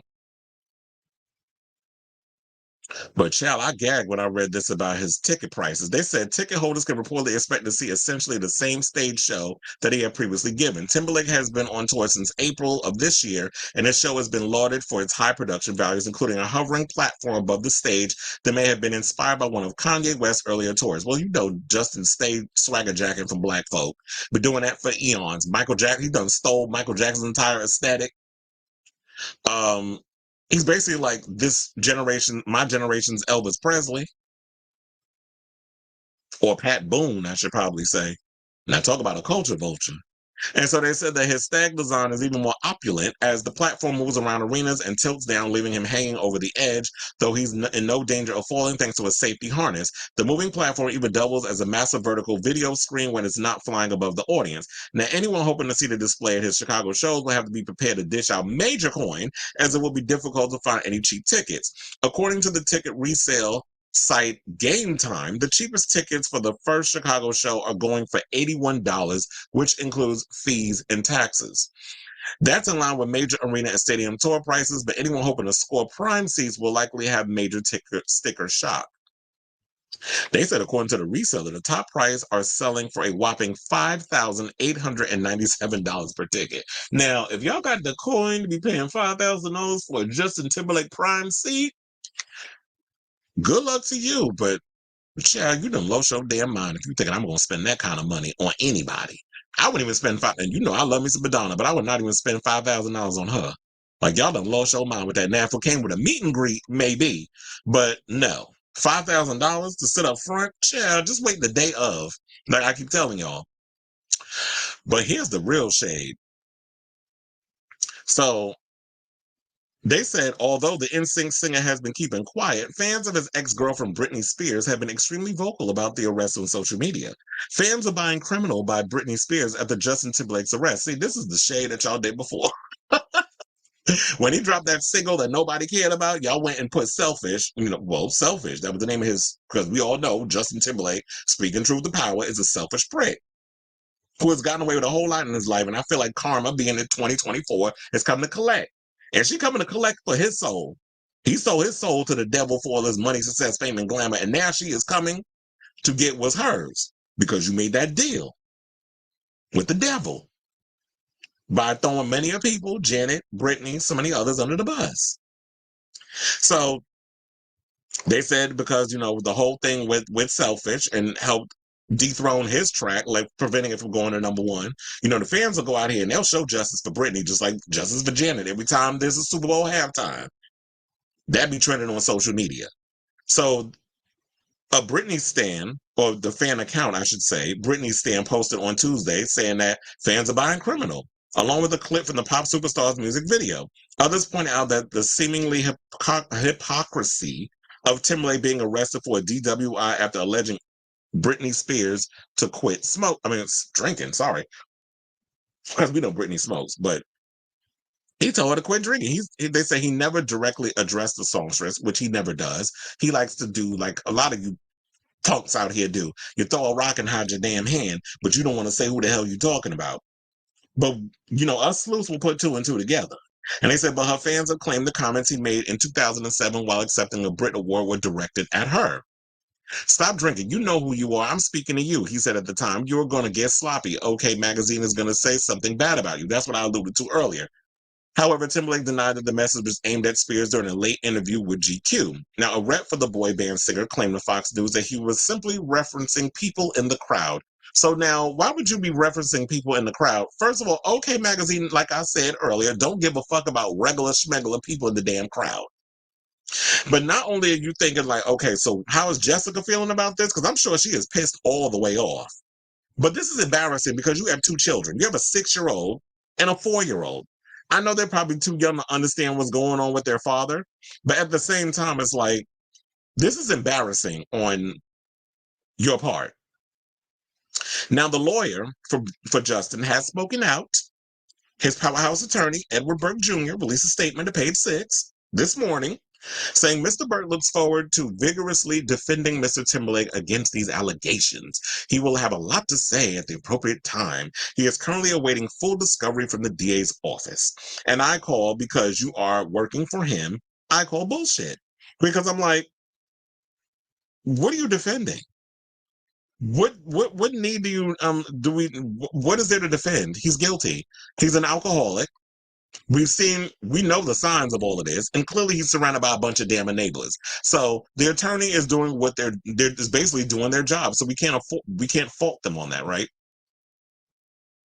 But to wrap this all up, let's get to the major scandals in case y'all need a reminder of Justin, being able to scapegoat through life unscathed. He'll get a little bit of the sting, but he'll always find a way to slither out because at the time, he was young, he's white, he's male, he's attractive. So when you have white privilege, male privilege, and pretty privilege with a bad perm, because he definitely need to refresh on that perm chair when we see that mugshot. Correct? Let's go back to it. Yeah, the perm is perming. It looked like a little heat done hit it, and he needs a refresher. He. I do love that song though. So they said Timberlake was 18 when he struck up a romance with Britney Spears because that was the first one. Where the whole situation, although the young couple was beloved by fans in Hollywood alike, things took a sour turn when their relationship fizzled out 3 years later. The singer suggested in her 2002 hit song Cry Me a River that Spears had cheated on him, even using, with Wade Robson, even using a Spears lookalike to portray a cheating ex in the track's accompanying music video at the time. Now, 2 decades later, the toxic singer flipped the script on Timberlake when she accused him of cheating on her a couple of times in her telling memoir. And this goes to show, hypocrisy, I think, is what we need to start calling Justin Hypocrisy Timberlake. I think that's the middle name we need to give him from now on. Because here's someone who has, she cheated on me, and he played up this whole thing, making Britney look like, a whore, a slut, whatever, in the eyes of the world because, girls and her whole image was very much sexed up. So people believe that. And Justin played typical male, victim. Had her out here looking like she was the one cheating when quiet it was that it was kept. Even on her side, he cheated on her multiple times throughout his career and dating her. But she ain't the only one he cheated on. We gonna break it down. And don't forget about the A-word reveal, where she revealed, Britney, that she secretly got an abortion at the request of Timberlake, who didn't want to be a father. Justin definitely wasn't happy about the pregnancy. He said, well, child, you should have put a damn condom on your dick. But what would you expecting her to just take birth control? You just gonna sit up there and shoot all your little babies up in her cootie cat, and then all was gonna be like, oh, what? You thought you was gonna shoot blanks when you was done? So if you didn't want to be a father at that age, you have to you have to hold up your end of the bargain too. You should have put a condom on it. So they said that he wasn't ready to have a baby, and they were too young. She says, I'm sure people will hate me for this, but I agreed to not have the baby. Well, it's not up to us. At the end of the day, girl, you have to live with the decision you made. So people can be angry and upset, whatever. But first of all, last time I checked, that's not these people that's pissed off about you unaliving your child, your unborn child. It's not their womb that they had to go and the Planned Parenthood, wherever the hell you went. Oh wait, first of all, she said they gave her something and it all went down in her house. Because yeah, you can't go to like a public place. That tea would have came out. And she says that if it had been left up to me alone, I never would have done it. And yet Justin was so sure that he didn't want to be a father. Spears admitted that she still thinks about the agonizing decision to this day. Amid backlash with the Give Me More singer's memoir, Timberlake seemingly shaded her at one of his concerts, telling fans he wanted to apologize to absolutely effing nobody. Now let's get into Nipplegate. Timberlake sparked backlash again in 2004 when he exposed Janet Jackson's right boob while performing together during their Super Bowl halftime show. Now, although the nudity was shown for less than 1 second, first of all, it was long enough that we saw that she had like a piercing on that damn nipple. Over 140 million people were watching at the time, and they all, and you know how conservative people get. Oh my God, I'm outraged, a black titty! I can't believe it! You're showing titties on TV. What about the kids? What about the children? What about the babies? What about the babies? What about the children? That's the Janet Jackson remix. Shout out to her.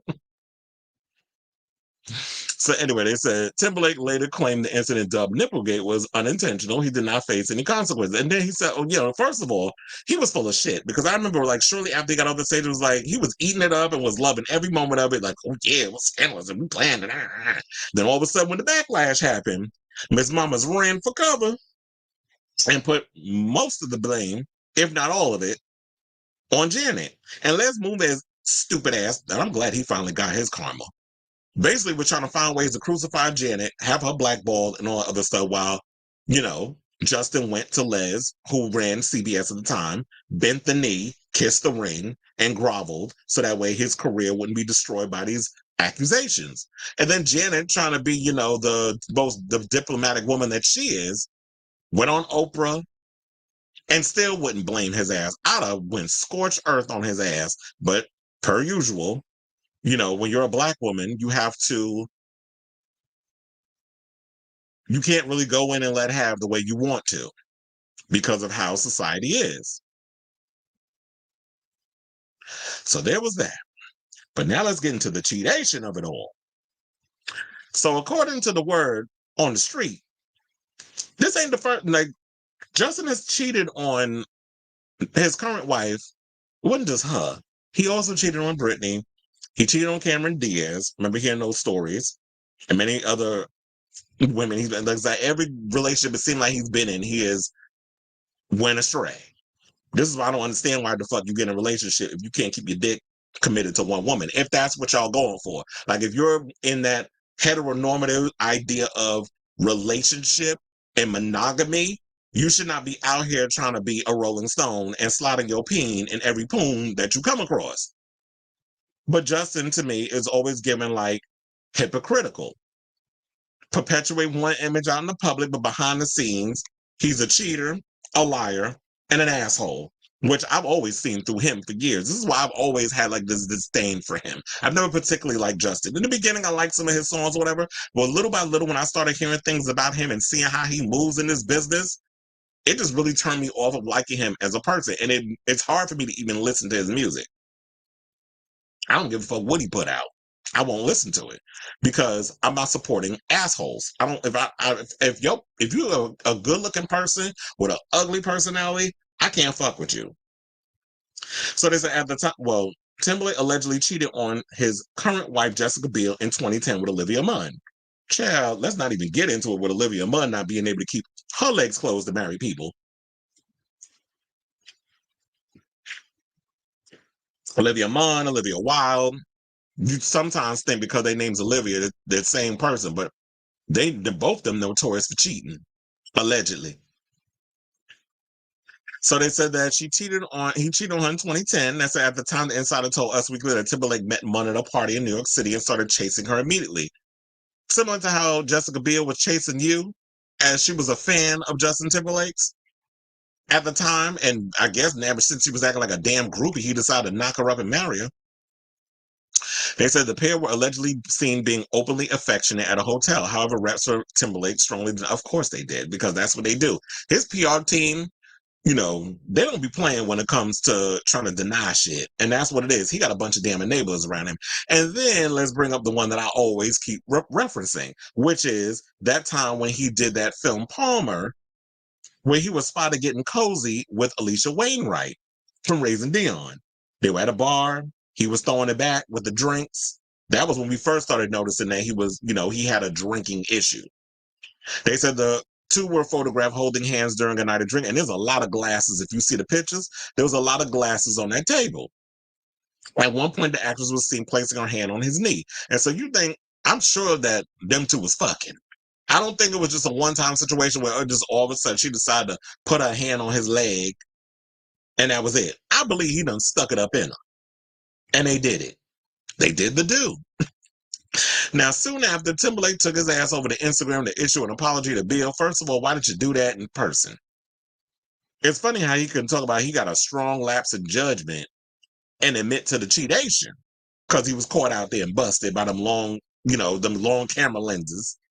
But you ain't addressed this shit that happened with you last night, which is what he said. I drank way too much that night and I regret my behavior. I should have known better. This is not the example I want to set for my son Silas. Well, let's talk about you getting arrested the night before. Is that an example you want to set for your son Silas? Is that an example you want to set for your son Phineas? Yeah, he got the same name as Billie Eilish's brother. So with these examples you want to set for your kids, you wasn't thinking about them when you got 3 sheets to the wind. And you would think you being a 43-year-old grown-ass man, you would have, but you don't give a fuck about them kids. You don't give a fuck about your wife. Justin gives me typical selfish, self-absorbed asshole behavior. Someone who's egotistical, sociopathic in a lot of ways. Someone who's never had to really take responsibility for his actions. And now the chickens have come home to roost. The things that you got away with when you were younger and far more attractive, you can't get away with that shit when you turn 40. At some point, when you are a man of a certain age, people look at you as like, you can't keep doing that and thinking that you can get away with it.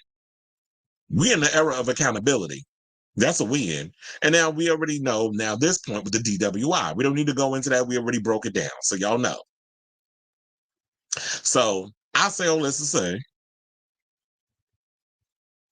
that's all I have basically at this point regarding Justin and this whole situation. So we broke it on down. He apparently got a drinking problem. I'm sure this story is not going away anytime soon. We're going to still have more stuff to break down regarding Justin's problems with alcohol. You got a lot of demons in you, sir, that you need to fight. Maybe you and Ben Affleck need to start like a little, therapy session together and figure out why y'all are emotionally and, what happened to y'all in y'all childhood or whatever, that y'all are the way that y'all are. When it comes to y'all relationships, whatever the case is. Because Ben always looked mad at the world. Justin, when we looked at that mugshot, I don't know if unnecessary when I looked at it that he's someone who takes responsibility for his actions. He looked like he was mad that he got arrested. I don't know if it was at himself or the fact that he couldn't get away with it. And that's why I said, the universe works in mysterious ways. The universe, first of all, sent him a cop that was so young, he didn't even know who the fuck he was. So that's a bruise on the ego. And the fact of the matter was, the cop, we know, went in to do his job and didn't give a fuck who he was. And him being that he's so young, he don't know who Justin Timberlake is, he was able to follow the protocol and not get starstruck, because we have too many problems where a lot of regular people will look the other way because some famous person done did some shit. Don't risk your job for these damn celebrities. Please don't. Because at the end of the day, when that one time you see them in your life, you still got to go and wake up the next day and do your job. So I'm actually, with all this stuff that started coming out within the 24 hours, I'm actually looking forward to the body cam footage. I did see the video of, maybe I should try to see if I could pull that up for y'all real quick. It's not really anything where in regards to the video of him driving.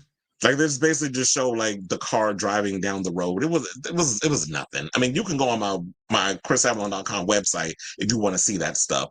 But anyway, to wrap this up, because I already know this is probably a 30-minute video segment. I mean, so anyway, what do y'all think of this stuff? I want to establish again, in case I didn't do it during this show, the whole thing about him and the Truvada and the poppers and all the stuff, that was made up. That was from Pooh Crave. That wasn't from Pop Crave. So that was false. However, I would not be surprised if Justin does nose candy, because I do not believe that it's only alcohol that he does. I'm sure he's partaking in some nose candy, allegedly. I would not be surprised, because it's like when you hang out in certain spaces and you party the way you party and throwing it back with them drinks, I know you probably partake in the booger sugar. There has to be, But as far as like the poppers and the Truvada and all that other stuff, that was a lie, according to Maury. He did the toxicology.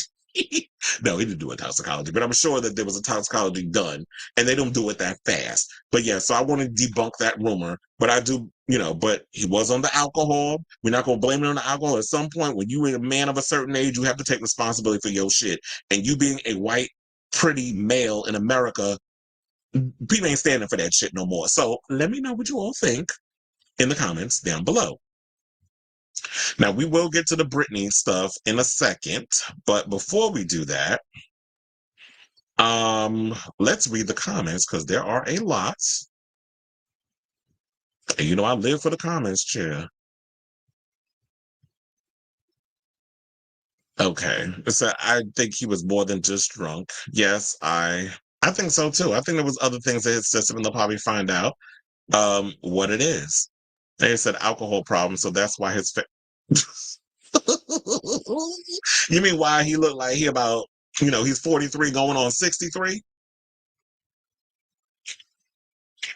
Because when you look at Justin do look tattered. He looked like he'd been through some shit.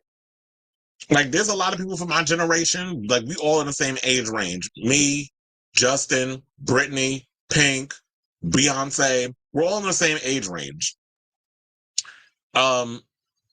But he look older than me. So I don't understand. Well, I do understand, because I says either white people aging like rotten milk, or the fact of the matter is, when you start doing certain things in your body, it does age you. When you start drinking, when you start doing drugs and all this stuff, that does age you. And I can't see Justin, there are people that can binge drink. And that's what I think that Justin is. I think Justin is a binge drinker. I think he's someone who can go weeks and stuff without drinking, and then one day just throw it back. I'll even admit this. I'm a binge drinker too. Like, I'm not somebody who, I can casual drink, but there was once upon a time, and I'll tell you what made me straighten the fuck up. I had a situation where I was drinking heavily, and it wasn't until I went to a nightclub and I got arrested for assaulting someone, and because I was drunk and fighting, and I was at a place in my life where I was stressed and I wasn't happy, and also this was probably like 10 years ago. First of all, the record has been expunged, so you ain't gonna find it. It was a misdemeanor. I did my community service. I paid my fine. The fine was $500, and I had to do 2 days of community service, which was nothing. Well, it was something, because I learned my lesson. Ever since then, I was like, I ain't drinking like that no damn more. Although I did have a situation where I told you about that I got extremely effed up, but nobody got hurt, which was a good thing. I got extremely drunk when I went to Queen's Pride, but it was a wake up call for me. So I don't drink the way that he drinks anymore. Now it's just like, If I have a drink, I stick to one brand of drink, and that's it. I don't mix light and dark. I don't do none of that. Although I did do that by mistake. Well, I can't say it was by mistake. It was just like when people kept giving me drinks, I was like, let me just drink it. But I don't really drink crazily like that anymore because it's like alcohol doesn't really do whatever for me. So if I have my little drinks, well, I feel like even though I'm trying to explain it, it's making it sound like it's worse the more I open my mouth. But for the most part, it's just like you have to know your limits. You have to be able to take responsibility for your actions. As long as you're not hurting other people in situations, you should be able to have your drink. But to me, Justin gives me that he is someone who is a binge drinker and hasn't truly dealt with a lot of the things that's going on in his personal life, where there's got to be a reason why he's not happy. I think it's even more than just the whole Britney thing. I think something else is going on besides this whole Britney situation. To say, yeah, ever since Britney book came out, he went on a downward spiral. Yeah, because I think it was ebbs and flows. Whenever people would troll him about the whole Janet situation or something would come out, people would troll him every now and again with Britney. But I do feel like things got worse for him when the book came out, when the memoir came out, when the documentary and all the other stuff started coming out. I started seeing like this was when the spiral started. But I'm sure he's been drinking and boozing. So there was a time that he said over the years he was drinking and doing drugs and stuff, but he was keeping it hidden. Like nobody really knew about it. He was keeping it a secret. So, but that's called enablers. I said, except Hennifer is the biggest star in the world in her mind. And so he said Britney needs to stop drinking because she's a role model. And, he's so full of shit. And so he said that in 2007. No worries. That's what the playback is for. Shoot, if you missed the whole show, you can go back and watch the other part.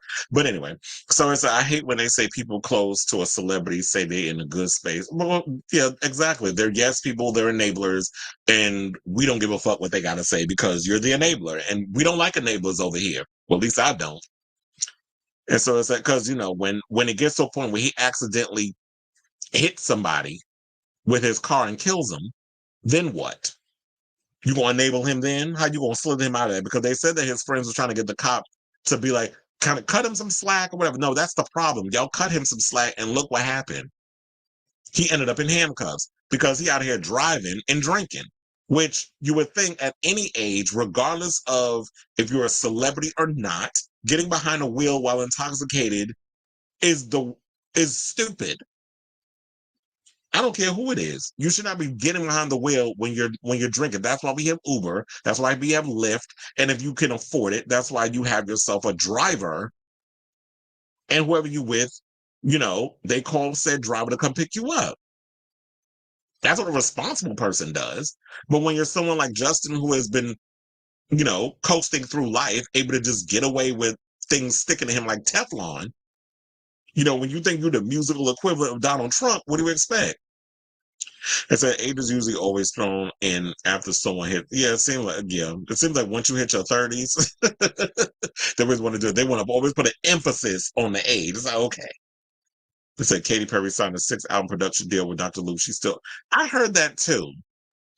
And we don't get into that whole Dr. Luke situation, but I saw some people on social media saying, where the receipts? How y'all gonna sit up there and say that? But you know what? I think that's also the same shit that Kim Petras is stuck in. Kim Petras signed a production deal with Dr. Luke. That's why she's stuck in that whole situation of owing him stuff and she has to work with him. So when you are bound by a contract, y'all can get mad until the cows come home. But when you are bound by a contract, there's nothing you could do but honor that. Because I'm like, all this money I've been making, especially $25 million per season on American Idol, I'm not giving Dr. Luke any of that regarding a lawsuit. I'd rather just honor my shit, hurry up and finish this whole thing, get out of this contract so that way I can just do what I do and be free of this man. And, that's the business. Unfortunately, the music business, a lot of these artists, if not all of them, sign shitty record deals. And they get stuck in this whole situation. So sometimes it's like, unfortunately, you got to play the game in order to, make it. And then once you're able to, once your contract is done, then you could be the free spirit and do whatever you want. But sometimes when you make a deal with the devil and the devil comes to collect, you either honor it or you burn in hell, metaphorically speaking. Well, it's like, can somebody who work in music explicit to me? Huh? I know about owning major labels and albums per contract, like 3 to 6 albums, but I never heard of doing contracts with producers. Maybe it's like I have to look further into this, but maybe it's maybe it's some sort of publishing deal that she signed, whatever. Because if Dr. Luke is a producer, he's probably also a songwriter. So when you work with certain people and you have like that publishing deal, because I think also Tanashi is in that right now, where she's an independent, but she has a publishing deal with the guy that helped her write, her new song, Nasty. So maybe that's the type of deal that she has, but I don't know. I need to look further into that to understand that. But I don't know but that's why I said, like, when it came to people saying that she's bound by this contract with Dr. Luke, I saw a lot of people in the comments saying, like, I don't know if they believe that they're calling BS on that story. So it says Eminem comes out as a turf. I'll share the video, but I guess Crowder is getting hit with a domestic violence lawsuit. Child. Well, I have to look into that for the next show. Doja Cat and Ethel Cain signed with labels that producers work for specifically. Their videos on it, but those are two examples of artists not knowing enough and becoming associated with.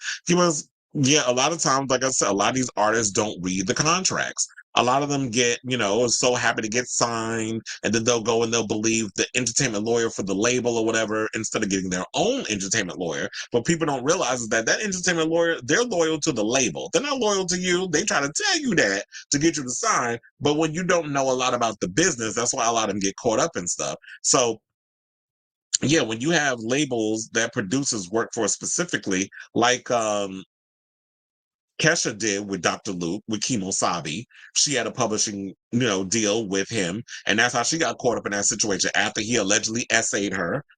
I'm only saying alleged because, it's two sides, or three sides, his side, her side, and the truth.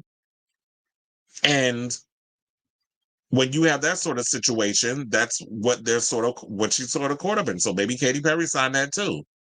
I mean, Kesha, all of them, they all came out then, around the same time.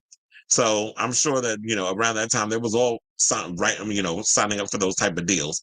Who said Madonna was one of the first celebrities to stick up for Janet. She said something about it at the Grammys the next week. Yeah, Madonna's always going to say something that nobody else is going to be, that everybody else is going to be afraid to say. Speaking of Ben, I saw he's going to do an interview. Really? Well, we'll see if Kevin asks about the elephant in the room, but I doubt it, though. I don't think that's going to happen. But anyway, let's talk about Britney, who apparently shared a cryptic cocktail photo while she's been out in Las Vegas. So, everybody was waiting with bated breath and saying, like, what Britney going to say? Well, after the whole Justin thing. Well, apparently she's out in Vegas, living her best life, wearing wrinkly, cocktail dresses. I'm like, girl, you need to take an iron to that damn dress. But whatever. She want to get up there looking a mess. Britney has never been known for her style. But, just until we get to the situation, let's get back to the mugshot, because I'm just gonna wear this out throughout the show because my shady ass.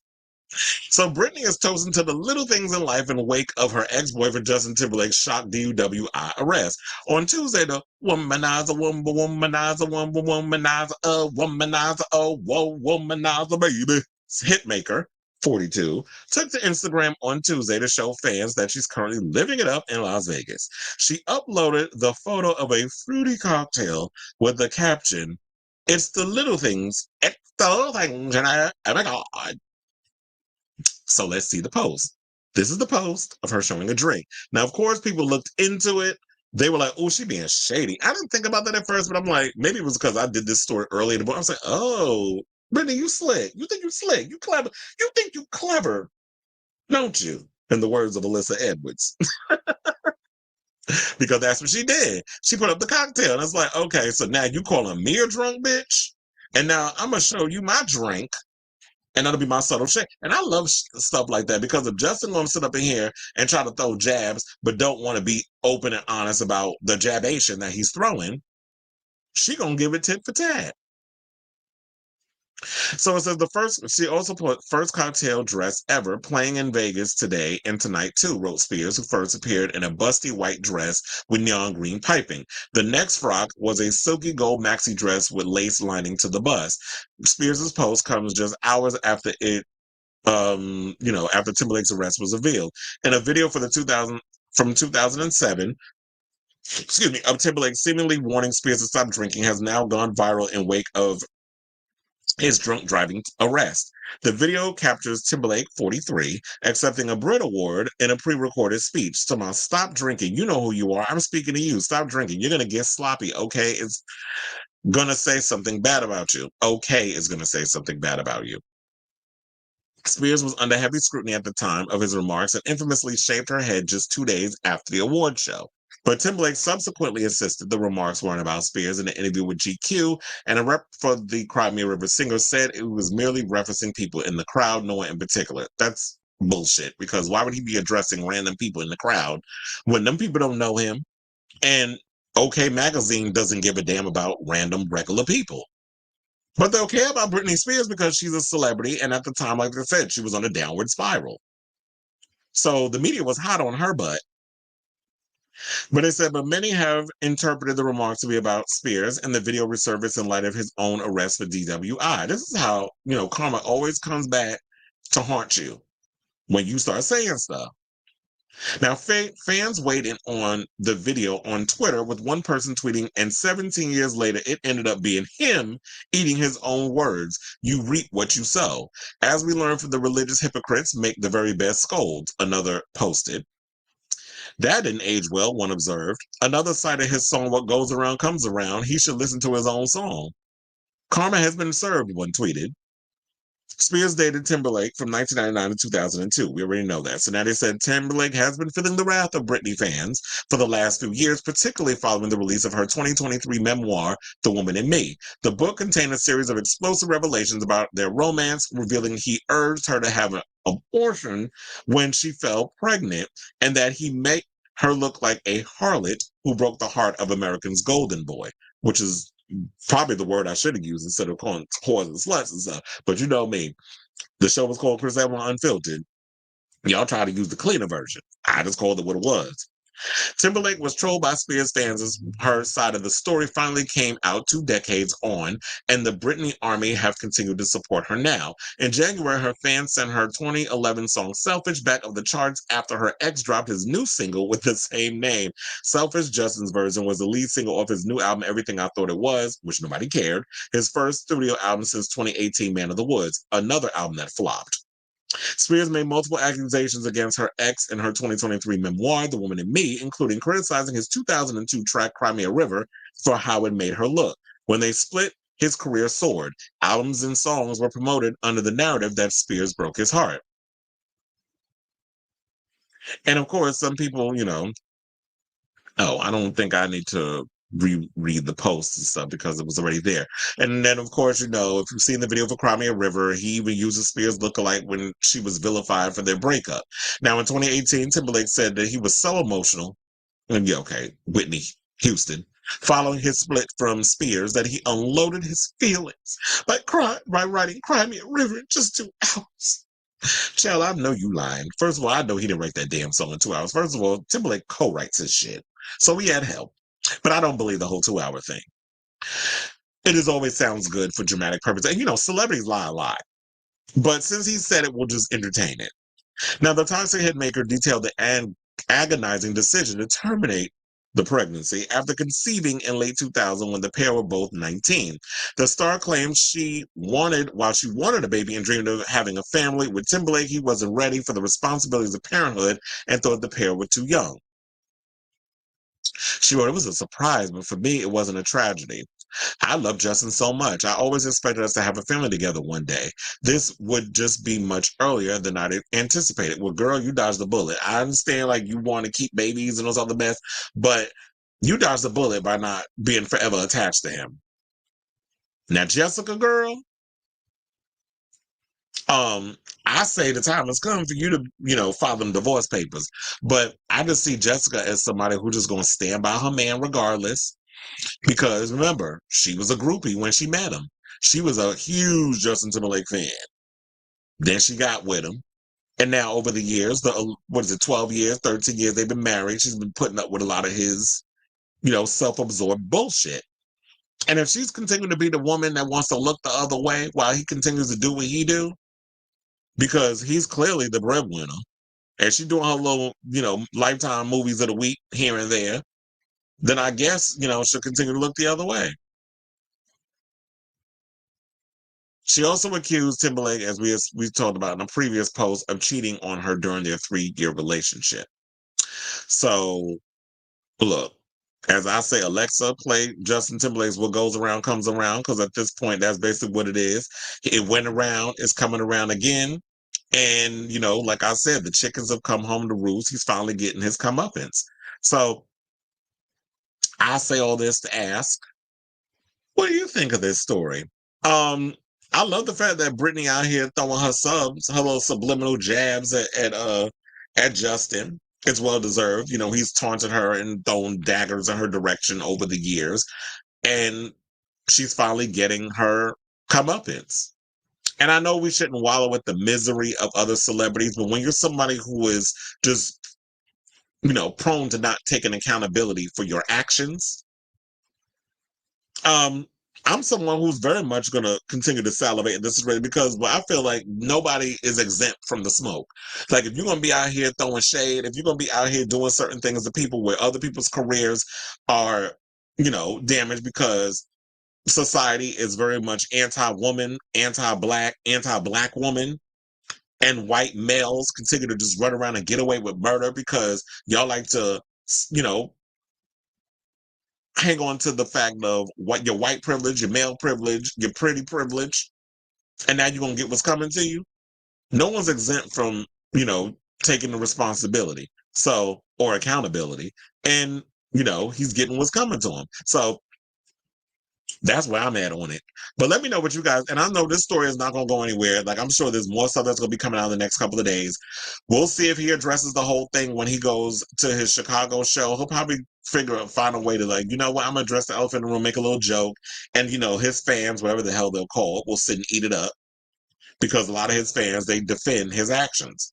Somebody leave him alone. It was a mistake. 43-year-old getting in a car while drunk is a mistake. Where they do that at? Because last time I checked, I could understand if you're a teenager where your brain ain't, your frontal lobe ain't developed yet, and you go and you do something that's stupid because young people are reckless in a lot of ways. And you get a little bit more of a leeway with that in regards of if you're younger, even though youth is no excuse.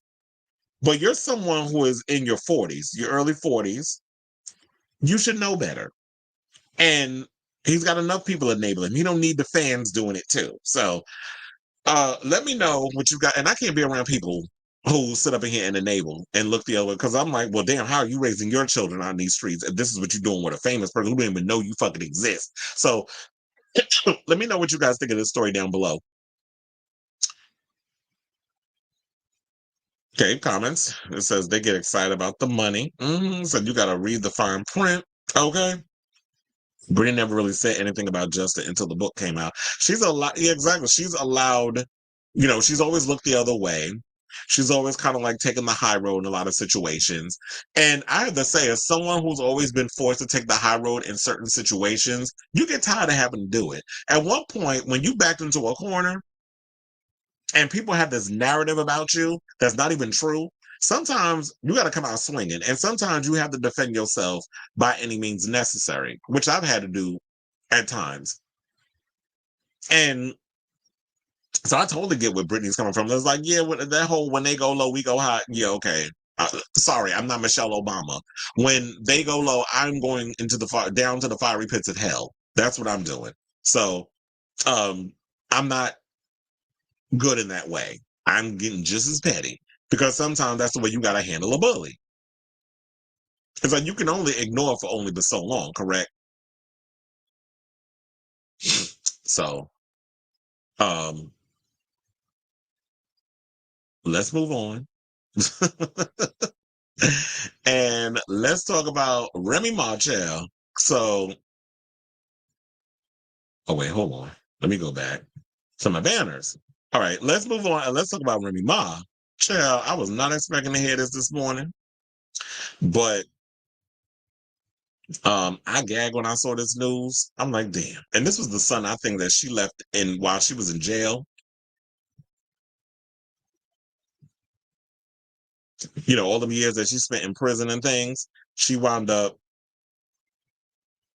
Oh God, I really hope that I was like, let me turn that off in case there's some music because I'm not trying to get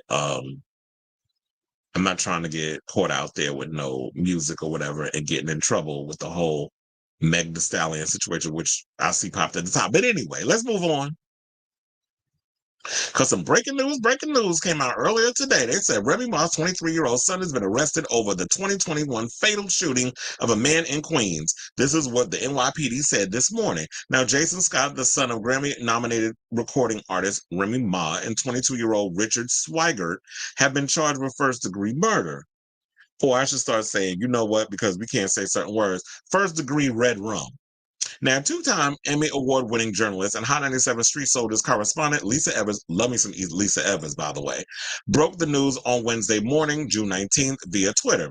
Remy has not commented on the situation yet. Now, according to Fox 5 New York, Scott and Swiger's charges are in connection with the June 7th, 2021 Red Rum of 47-year-old Darius Gillibo in Queens. A Red Rum for hire is being investigated by investigators. The pair's complete charges include first-degree Red Rum, weapons possession, and reckless endangerment, which means he's going to jail probably for the rest of his damn life, if not 25 years to life. And arraignment is expected. He's going to go to jail longer than his mama. His mama spent 7 years in prison for shooting some chick in the stomach at the club. So I guess like mother, like son. An arraignment is expected to take place in Queens County Court on Wednesday. Now, Remy served 6 years of an 8-year sentence in prison after she was found guilty of multiple charges, including assault and attempted coercion, in 2008, following her release from Bedford Hills Correctional Facility for Women in 2014, Remy returned to hip-hop and has released several new albums, including a joint album with longtime collaborator Fat Joe.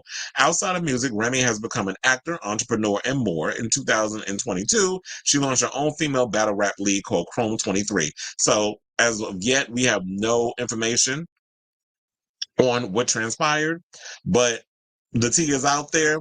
And I'll keep you guys abreast of this story as it develops. But shout out to, oh damn, I see Remy's trending.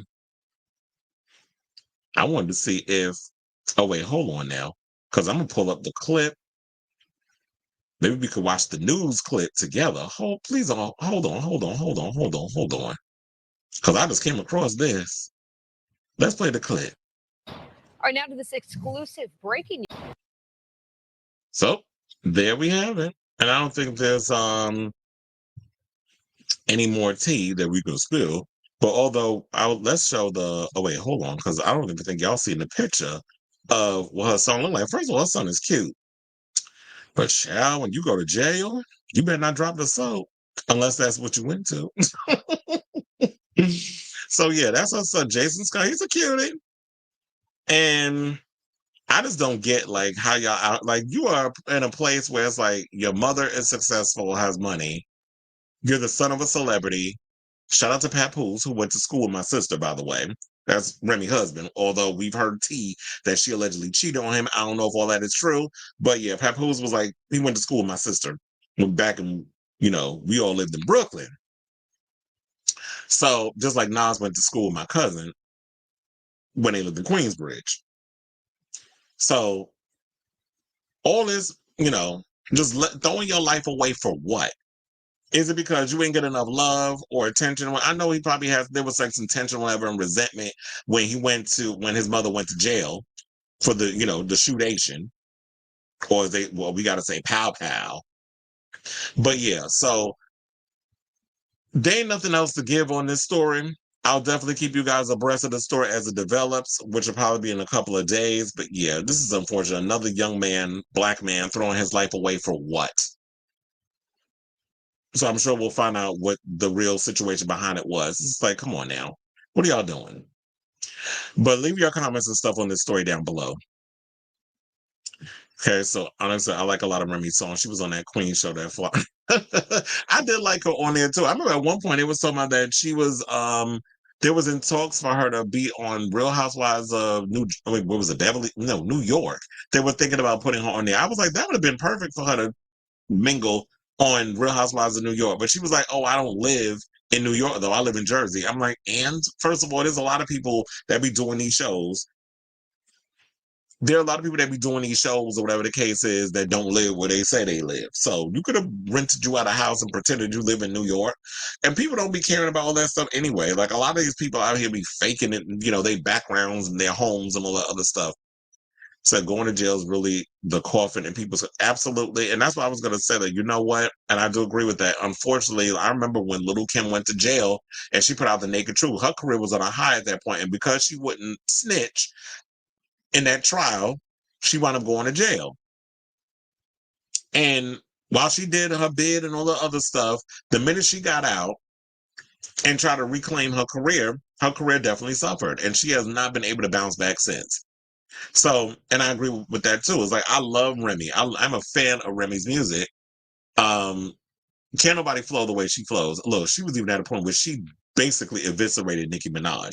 Nicki Minaj, she good at throwing shade, but she ain't no battle rapper.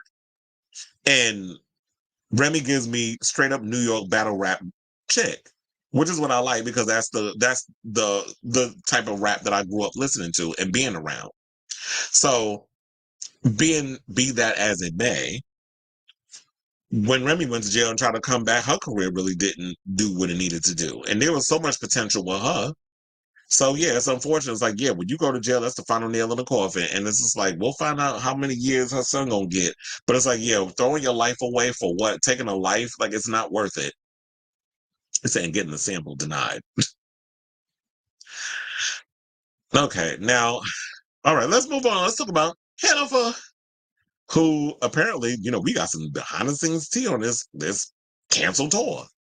So they said she'll be able to keep the $2.5 million from her canceled This Is Me live tour amid marital issues with Ben Affleck, insiders told Paula Froelich of News Nation.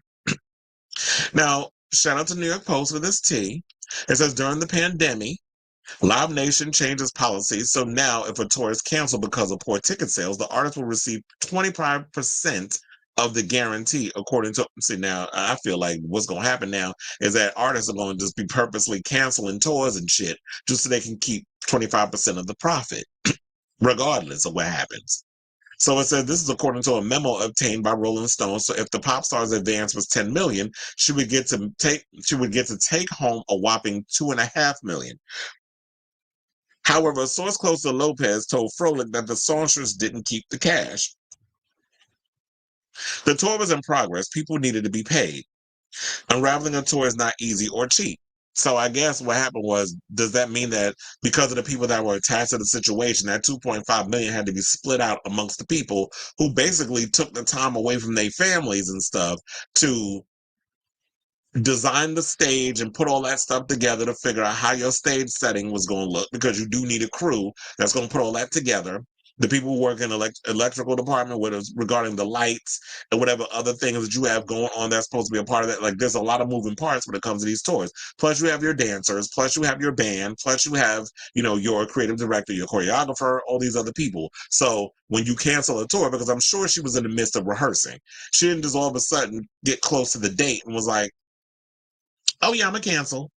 I'm sure she was in the throes of rehearsal. I'm sure she was having meetings with Benny Medina and her creative director and all these other people that were, what's the set design gonna look like? Who's designing the costumes? So you gotta probably pay all those people.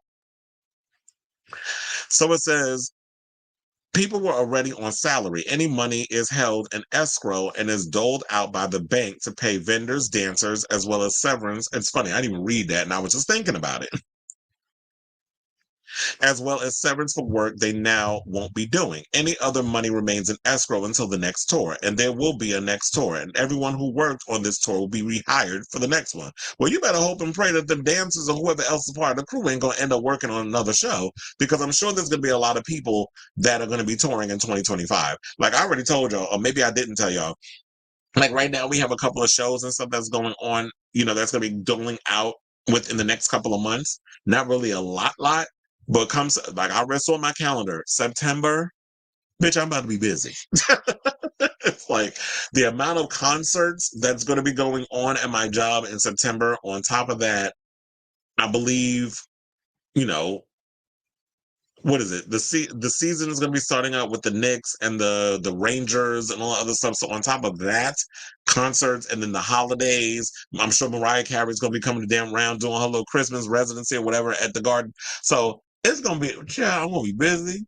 I'm really hoping I can give y'all a show as much as I'm doing now, but who knows what's going to happen at that point. But yeah, the fall's going to be crazy. So it says, on May 31st, Live Nation announced that the tour, which was scheduled to start on June 26th, was canned, stating that the reason was becoming a singer was taking time off to be with her children, family, and close friends. However, there are reports that the cancellation situation was due to poor ticket sales and, of course, her troubles with her husband, or soon to be ex-husband, because I do believe they're going to break up. Now, La Lopez, who's 54, released a statement on the same day the cancellation was announced, saying, "I am completely heartstruck and devastated about letting you down. Please know that I would do this if I didn't feel it was absolutely necessary." Okay, let me stop. And see. I was like, girl, get off my line with this bullshit. Now, you know damn well that wasn't the reason. It was like nobody cared about this tour. This tour was a mess from the beginning. Nobody wanted to hear them damn songs from the This Is Me Now era. It's like, girl, we don't care who you are now because we don't believe it. People wanted the hits. And then we talked a little bit about yesterday that they were saying that she should go country. I don't agree with that because I'm just sitting there like, okay, no, I'm not buying the whole country thing. I know Robert and I had a conversation earlier where he said that, you know, he was really thinking, and I was like, you know what, you on to something. I didn't write a response because I was going to save it for the show. That's why I didn't respond to when you posted that, you know, when you sent it to me earlier. So I was like, he said that the people who he believes will be more believable going country because they dabbled in that space and it would be more believable than a Hennifer would be Pink and Kelly Clarkson. And I totally agree with that because it's like, yeah, Pink has done country. She's worked with Chris Stapleton. She's worked with a other bunch of people. If you listen to Trust Fall, which flopped, by the way, even though there was a couple of cute songs on there, but it wasn't the album was a flop. Sorry, you know, I love you, Pink. You my Virgo sister, but sis, the album wasn't albuming. But she's been successful on her live tours, like many legacy acts are. So if Pink decided to go country, I could totally believe it. Now, if she made herself over as a dance diva, I could definitely see that, but I can't see Pink. I see Pink more or less going like country, rock, whatever, that sort of thing, before she would go dance diva. And Kelly Clarkson, to me, could flourish in a country space. That's more believable because she has the voice. And to me, we're at an era where it's just like the pop girls that are giving right now and what we want in our music. We don't want people who have the most, we don't want like these powerhouse singers. We don't want the Whitneys and the Mariahs. We're bored with y'all. We want bops. And if you are a pretty person, can give a little choreography, you dress sexy, and you got a hot electro pop beat behind you or a dance beat, that's what we living for right now. That's why we living for Charlie XCX. That's why we living for Sabrina Carpenter, because that's what we want to hear right now. We're not living for Camila Cabello. We know she's trying to jump on the bandwagon, but people see through the bullshit with her. And Jennifer Lopez, sorry, I keep forgetting. Jennifer Lopez, where she keep putting out her, you know, when she put out that boring-ass mid R&B track album, talking all about her relationship with that man who she about to split from because people saw through the bullshit and they saw with the whole rollout. That's why nobody cared, because it was like the rollout was a mess. We didn't want you trying to shove that album that nobody wanted to listen to down our throat on this tour. So that's why people didn't buy the tickets. Then you try to do a whole revamp by saying This Is Me Live, the hits, when that should have been the situation from the beginning. Because they said she was looking at Tay-Tay, and she was looking at Beyonce, and she was looking at Madonna as a reason as to how to rebrand the tour. Because Madonna was successful with the Celebration tour, talking about, you know, her, you know, playing the hits. Basically making and using the hits as a way to kind of take us through this journey of her 40-year career. People look at Jennifer Lopez, they don't know who she is as an artist. It's like, where do you fit in this current generation, especially since you spent a whole decade not making music? So how does Gen Z relate to you? Like, they're looking at you like that cop looked at Justin Timberlake when he pulled his ass over. I don't know you. I don't know. I'm not familiar with your music. I'm not listening to you. You're a legacy. Like, you're not my generation. Now, if he pulled over Taylor Swift for drinking and driving, I'm sure he would have known her because her ass is everywhere. included at football games. So even the most hetero of heterosexuals know who Taylor Swift is because of Travis Kelce and that whole situation. But nobody knows J-Lo except those of us who follow in the news. So it's a whole situation that's going on with that. So I'm kind of glad that it's like, everything happens for a reason. She can take this time to work on her marriage. Look, they said that Ben done checked out. She done moved. She's tired of trying to fight for this marriage because he's not budging. And you can't, it takes two to tango. You can't just be one-sided in a relationship and expect that to just do whatever. At some point, it's like, okay, bitch, now you're not going to try to meet me halfway in this relationship, then fuck you. I'm just going, we're done. Let's just file the papers. Let's get our attorneys to deal with what we need to deal with. And you go your separate way and I go mine. But let me tell you this. After this, that's it. Leave me the fuck alone. Stop trying to pursue me. And because you're not going to sit up here and break my heart a third damn time. And she go back to him again 10 years or 20 years from now when she old and decrepit, and he pull this shit again, girl, take a hammer to his head, or metaphorically, not physically, because you don't want to end up in jail, but cut ties with him. It's going to be hard, though, because when you work in the entertainment industry and y'all run into each other, know all that energy and animosity that y'all got because y'all know each other's stuff, that's going to be hard. That's why I know it's hard when these celebrities be kind of interlinking with each other because y'all going to run into each other in certain places. But J-Lo pull up Mariah. You don't know him. It's like the thing you don't see his ass. I mean, you good at that, trying to act like you don't see your regular people, when you don't want people looking you in the eye.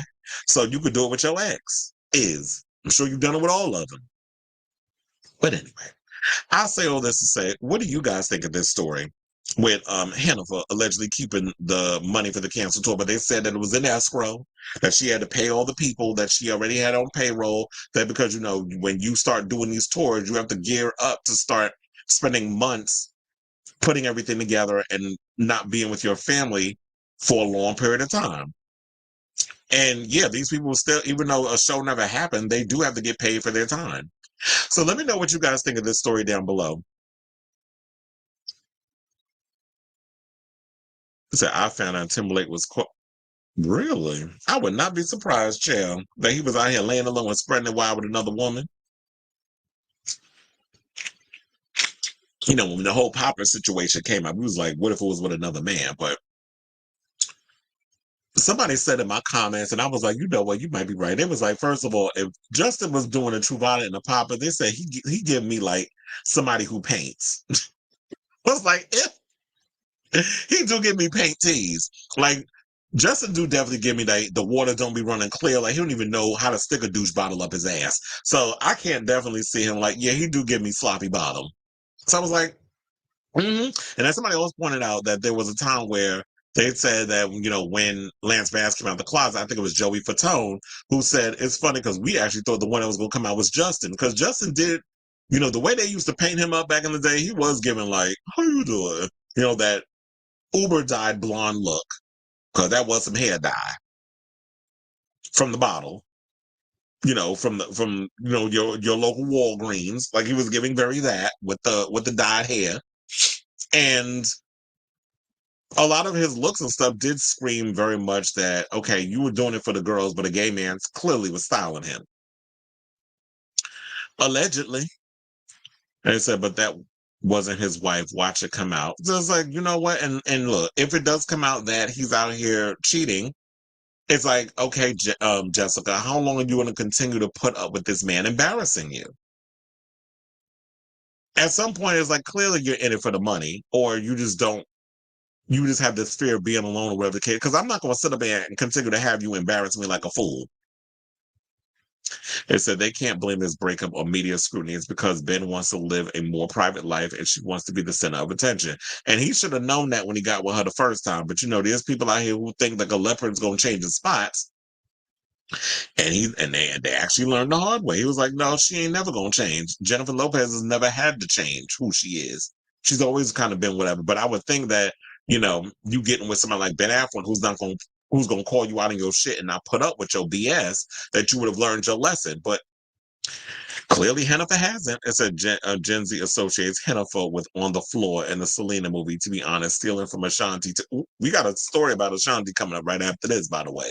And said she's probably started already started to date someone. I wouldn't be surprised if Hennifer is married. I believe it. It's chocolate. Not It's Chocolate Diego Sands. I do remember that video.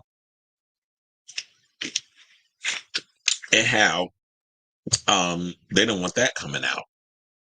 His ramen noodle head. And see, that when he had that ramen noodle head, shout out to Nene Leakes, because at one point she had ramen noodles in her head too. I was like, girl, what was you thinking? You should have fired your hairstyles at the time. Now, we was up in here talking about how apparently Hennifer and Bennifer can't seem to make it work. But here's a couple that was able to actually make it work with their relationship, getting together, breaking up to make up, and now they got a baby on the way. But apparently it has come out that they've been married for months. Let's talk about Hennifer's vocal understudy, Ashanti, who apparently married Nelly months ago. And this is according to TMZ. Now, Ashanti is 43 and Nelly is 49, and she is currently with child.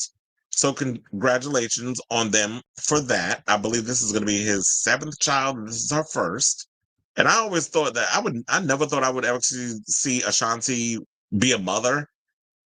But I'm glad that she's finally making her dream come true. So it says, according to public records, the two music stars were legally married, and their marriage date is listed as having been recorded on December 27th, 2023.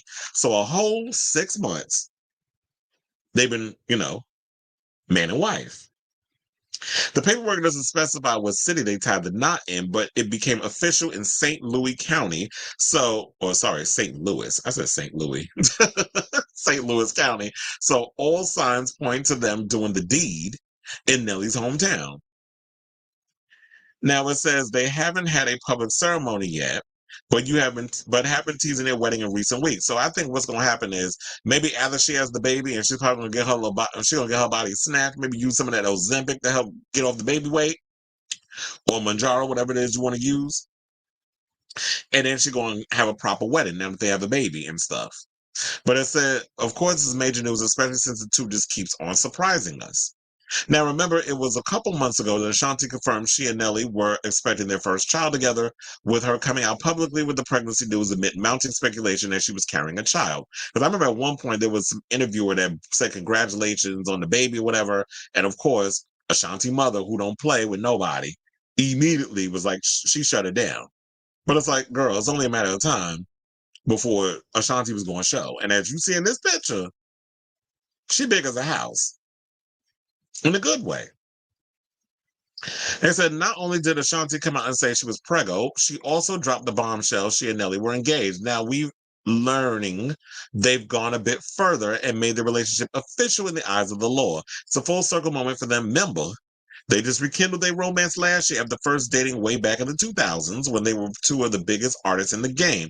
Before they started truly dating again, they kind of trolled everyone with little reunions here and there in recent years, doing performances together and acting flirty in shows at shows and events. As it turned out, though, they were all in for one another, and they've gone the distance. We reached out to their teams for further comments. So far, no word yet.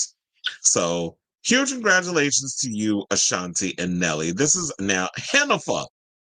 This is how you make a whole situation work. This is how you make a relationship work.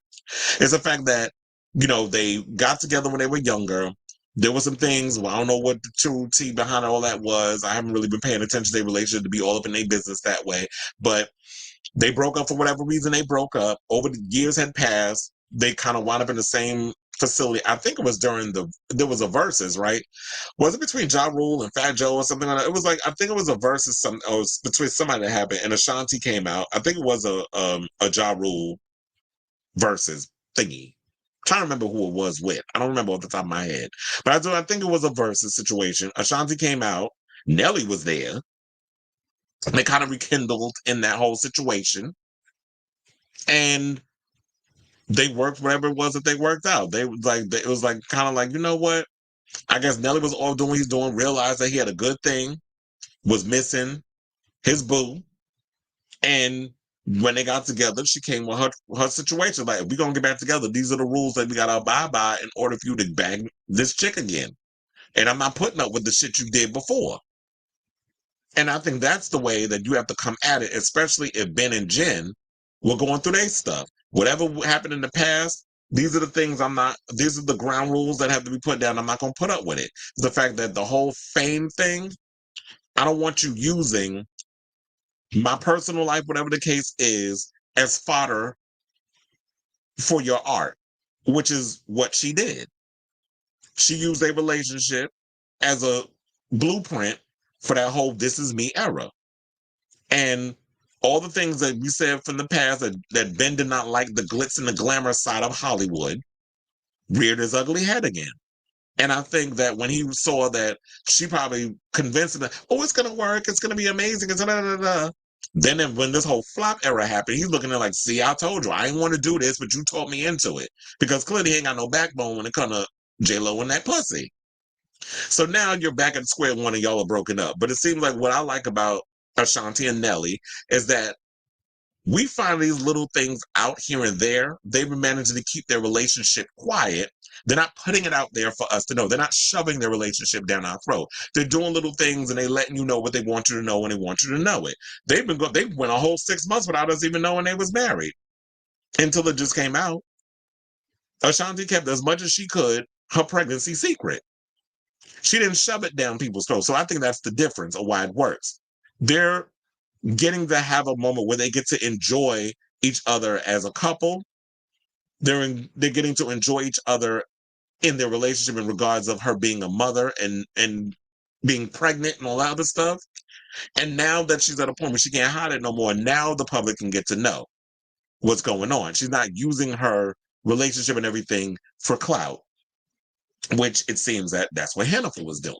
That's why her relationship with Ben is not working, and that's why it is where it is. So I say, well, listen to you. Shout out to you, Ashanti. This is how you truly do a whole relationship situation and how you keep nosy people out your business. So let me know what you think of this story down below. But yeah, congratulations, girl. It says she hasn't spent enough time by herself to grow and learn. Absolutely. She hasn't. And she could try to feed us that BS all she wanted when she did that "This Is Me," movie musical. I wasn't buying it. I'm like, you could tap dance in the rain all you want, like Fred Astaire. I was not buying nothing of that shit you were selling in that damn movie musical. So now, we went from a good relationship with Nelly and Ashanti. Let's talk about another failed relationship, Shannen Doherty, who apparently is fighting for some coins from her ex-husband. She needs spousal support because she said that the residuals over at Charm is about to dry up and she needs money for her medical bills and things of that nature. So shout out to Us Weekly for this story. Now, Doherty, who's 53, filed the paperwork in LA on Friday, June 14th, requesting a monthly spousal support payment of $15,343 retroactive to June 1st, 2024. She also requested that Kurt Iswarienko, who's 49, contribute $9,100 to her attorney fees and costs, saying, as a result of my current health issues, I have been largely unable to work and have no future employment prospects. Today, virtually all of my income I earn is residual income from work that I performed prior to the marriage.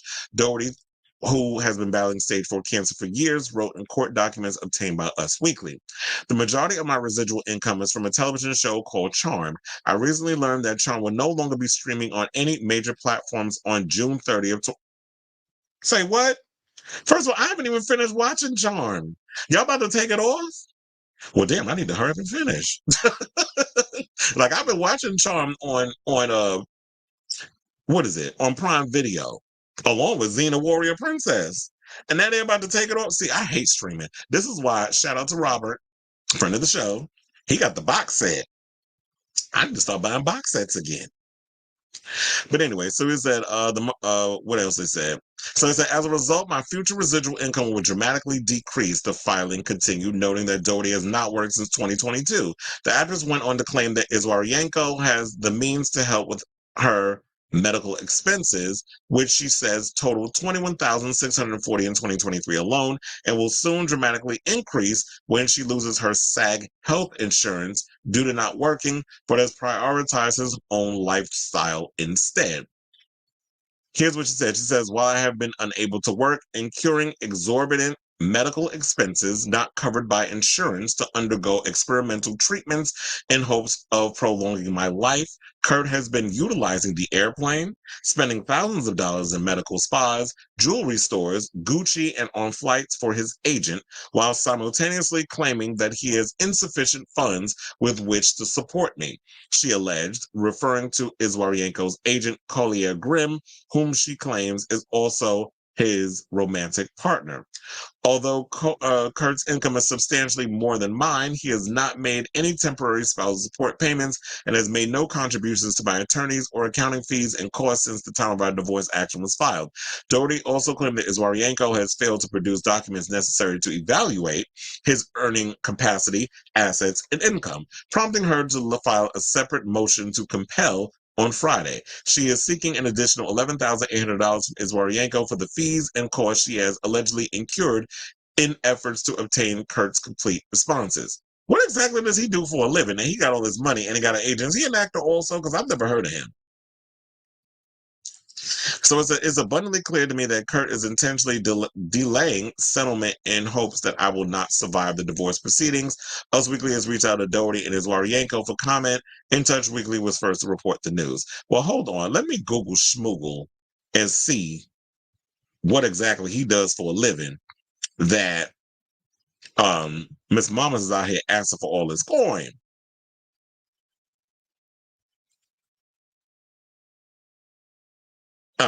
He's a photographer. So they said that he's known for Pirates of the Caribbean, The Curse of the Black Pearl, Clock Stoppers, and that, as they say, is that. He has been married to Shannen since October 15th, 2011. So, but he said he works in the camera and electrical department. He's a producer and a cinematographer. So he's someone who basically works behind the scenes in Hollywood on movies. So he's done AWOL, Pirates of the Caribbean, The Curse of the Black Pearl, Frank McCluskey's CI, where he was an electrician on a lot of these films, Clock Stoppers, Pumpkin, Grosse Pointe, Yup Man. I'm trying to see if there's any big name movies in here. The Pandora Project. Okay, so basically, yeah, he's done a lot of electrical work. He's a cinematographer. He's somebody who works a lot behind the scenes in the Hollywood industry. And so, yeah, she's trying to get her coins out of that. But I'm more upset, run her money, run her coins. But I'm more upset the fact that I didn't even know they were removing Charm from streaming services. Like, what are y'all doing? See, this is why I'd be mad at the streaming services, because y'all be so quick to get rid of stuff when I'm not finished watching it. It's like, damn, let me continue to live nostalgic through some of my favorite shows. But I'm guessing at this point, you know what? I'm just going to have to start. I'm going to just start. I do have a DVD buried somewhere, a player or whatever, but I'm just going to have to start buying box sets and stuff, because because that's one of the things I hate about streaming services is when y'all put stuff up and then y'all don't continue to keep it up there, that y'all remove things and then maybe a month or two it's not up there and then you bring it back. So that's freaking annoying. And I feel for Shannen because she's been going through so much. She's aired out her grievances with Charm and all the stuff that happened behind the scenes. She's always had this reputation of being a B word. And, she's going through it with her stage 4 cancer. And if there's a way for this man to be able to put up the finances to help her, prolong her life and for her to get these experimental treatments for the cancer and all this other stuff, then if she has the means and filings and all this other stuff to do what she needs to do in regards of him having to put up the coins, we'll see if it happens. So let me know what you guys think of this story in the comments down below. And he said, thank God I have the complete series on Blu-ray now that Peacock is going away. I have The Nanny on DVD. Is Peacock going away? I may have to look into that. Well, look, these days, these streaming services are starting to deplete, quiet as it's kept, because I like Peacock, but yeah, besides the Bravo shows, I don't really watch them like that. And then I watch Chucky, even though, that's still up in the air if they're even going to renew that for another season. So I'll send you the Amazon link for the Blue. Oh, thank you. So I can buy it. It says send the Blu-ray box set to your link. I will definitely check it out when I get off the show, so that way I can buy the series. Cause yeah, I'm like, that got me so mad. That was even also like I got so irritated with Queer as Folk because I won't watch it on the streaming service because they took out all the good music. That the fact they took out all the good music from Babylon because the what is it? The money dried up with that. Like what do they call it? The licensing for the songs. They lost the licensing to the songs, so they have like these horrible versions of those songs that they put in. And one of the reasons why I loved about Queer as Folk was I always look forward to, okay, what songs were they playing in Babylon? Because I was I was a circuit queen back in the day. So, when I told you I was like doing the whole raves, club kid and stuff, I also had my circuit queen phase. So when they would play a lot of that music, and a lot of the stuff Babylon reminded me of like going to the Roxy and all that other stuff. So when they play that type of music and stuff, I used to look forward to it. And I bought the soundtracks and stuff when I would go to the store. They had the CD with all the soundtracks of the music from Club Babylon and all that. And that's why I always loved about watching Queer as Folk. But then when you watch the show on the streaming services, particularly I think, what is it, Paramount Plus, because Showtime is attached, the music takes me out. So I've always had the music I've always had the box sets of Queer as Folk. I had stopped buying them after the third season. But then last year, I ended up buying season 4. I have to just buy one more season, and then I've got all the seasons. So that's always been. And then same thing. I think the reason why I brought that up is because of Charm. They took the theme song from Love Spit Love, which is How Soon Is Now, which of course is a remake. The song doesn't exist in the streaming service version of Charm, which takes me out of watching the show. But when you watch the regular series, the song is there. When you buy the Blu-ray, the song is there. If you have the DVD original box sets, the music is there. So anyway, let's move on and let's talk about Anthony Mackie, who is finally opening up on why he don't like taking pictures with fans. So here's your daily reminder that no is a complete sentence because Marvel star Anthony Mackie, known for portraying Captain America in the Marvel Cinematic Universe, has recently come under scrutiny for his consistent refusal to take photos with fans in public. While some criticize him for not giving back to his supporters, Mackie has his reasons, and they're rooted in the complexities of modern celebrity culture. Now, in a roundtable discussion of The Hollywood Reporter, where there was a couple of celebrities there, including Theo James and Ricky Martin, Mackie shed light on why he avoids the camera off set. Now, I do have a clip, courtesy of TikTok, that I'm going to play for y'all. And right after we're done with that, I'm going to give my thoughts. So hold on, because it's a little high on there. Let's roll this clip. Because of the Kardashians, we're kind of put in this reality where we looked at as tools, as vessels, as opposed to artists. And there's been several experiences now where people have taken a picture with me and used them for ways that I don't deem, the right way. So because of that, I choose not to be a part of your social reality. It is interesting that the melding of actors and celebrities, where there used to be more difference, completely and now different. people they're conflated into the same thing. But Right. It's like I have no interest in that other part. It's the job. It's what I do. Yeah.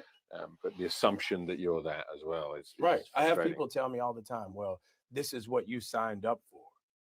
I'm like, that's crazy. That's like telling a girl that because she got put on a cute dress and went to a bar, she signed up for me to harass her all night. No. In this day and age, we literally learn that we have to respect everyone's no. So if I tell you no, respect it. Because. So, like Anthony Mackie said, no means no. In the words of that's a perfect example in regards of, if I'm out dressed a certain way and I want to go to the club and I want to go out in the street and it's hot or whatever the case, or you go into the club and you want to feel sexy, then if I say I don't want to take a picture, then that's my right. And I know like some people say, well, yeah, that's what you signed up for. I was like, no, I signed up to be an actor. I want to just make movies. I want to perform. I want to be an artist. Yes, fortunately, taking pictures and all this stuff comes with the territory. But a lot of times, yes, a lot of times y'all will take pictures with people and y'all will run with a narrative and y'all will lie and say, oh, so-and-so assaulted me, or so-and-so was in my apartment and we had sex. And it was like, no, I just so happened I was going to the store to get me some, to get me like a drink or whatever, like an iced coffee. I'm coming from Starbucks or some bubble tea. And then we run into each other and we just took a picture. But then you running with a whole narrative. So I totally get that. It's like, you know what? He's like, I'm an actor and I just want you to respect my boundaries. I'm not the type of person that just wants to go around and taking photos and stuff. And people get so mad about it. That's why I always told y'all, like, whenever I encounter celebrities, I'll tell y'all that I see them. I don't see the point in like, oh yeah, I get to take a picture because it's a memory or it's this or it's that. And it's like, I'm not so enamored with the whole celebrity culture thing. Because I totally get it and I understand with being in and out of the business and working behind the scenes and being around enough celebrities, I understand that this is all basically like it's an illusion. We're in the Matrix. Or I compare it to Wizard of Oz. When you pull the curtain back, you see it for what it is. So I totally get where he's coming from. But apparently some people was upset over what he said. Because this debate over Mackie's actions escalated recently when a video surfaced him strongly declining a photo request from a young fan. The incident, initially shared but later deleted from social media, showed Mackie firmly saying, I cannot take a picture, and reiterating absolutely not when pressed further.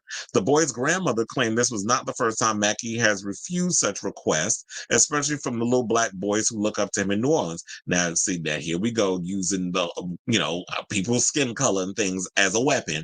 Oh, well, the children look up to you. You should take that picture for that little black boy over there that want to be like you one day. And it's like, okay, like that don't mean nothing to me. Like me just being a presence in a film, and that should be enough of the representation for that kid to want to look up to you, to want to dress like you or whatever the case is. Not me being like, oh, I'm going to take a picture. Because 5 minutes later, that child moved on and forgot about said actor. Not to understand if it was Halloween or whatever the case is. So some supporters argue that Mackie is entitled to his personal boundaries and should be respected for saying no, saying in this day and age, Mackie insisted, we initially learned that we have to respect everyone's no. He likened the expectations placed on celebrities to an inappropriate sense of entitlement, comparing it to telling someone they deserve harassment simply for their appearance. Now, on the other hand, critics find it disappointing that Mackie doesn't make exceptions for young admirers who view him as a role model. Given that he was in his hometown of Nolans, many felt he should have been more accommodating. According to J.D. Carrere of New Orleans Post, the boy's mother explained that she helped Mackie gain access to a VIP section at a local event before asking for the photo, adding another layer of complexity to the situation. Now, here's the thing. Now, I would me personally, I would make exceptions. Like if you help me out in some sort of way of gaining access to something and in exchange you ask for a photo, sure, I'll do it.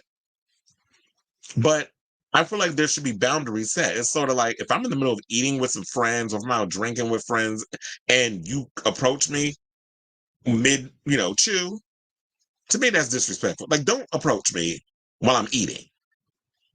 Don't approach me in those sort of situations. So I guess, it's a slippery slope. I guess what people need to do is set boundaries and let them know like, okay, maybe for this situation, I might do it.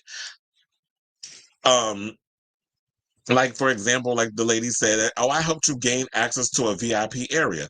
If you're going to do me that solid, I would be grateful enough to take a photo because I feel like that's the least I could do. But if you just expecting like, oh, I'm gonna just go out of my way, and then if I ask you for a photo, you just like, no, I'm not going to do that. Like to me, that's a little shady. So I do agree on that part. So I guess this is like really hard to be like, how do you wrap your brain around this? It's like I get it. But on the other hand, it's like, yeah, set the strong boundary, but in so many ways, make the exception. So the incident serves as a reminder of the nuanced relationship between fame and privacy. It poses questions about the obligations celebrities have towards the fans versus their right to personal space. Social media users continue to debate whether Mackie's actions were justified, highlighting the ongoing challenge public figures face in balancing their public and private lives. So, or maybe what it is, you know what? I feel like Oh God, I don't know. Yeah, I'm on the fence. This is really a hard one. It's like I get the whole boundary situation, but I do feel like in a way that if I'm going to go out in public in certain places, I should know that, you know what, people are going to take my photo, whatever the case was. When I worked the cricket matches, I didn't know a lot of them celebrities up in there, like a lot of the famous actors from India, whatever the case was, but they were in VIP on the outside, outdoors on the little balcony area, sitting, and people came out with their phones and they took pictures of them at the top of the situation. And if it gets to that point where it's like, okay, just throw your shades on, pretend like all these little cameras that people got out, like you're making a movie, let them take their picture and keep it moving.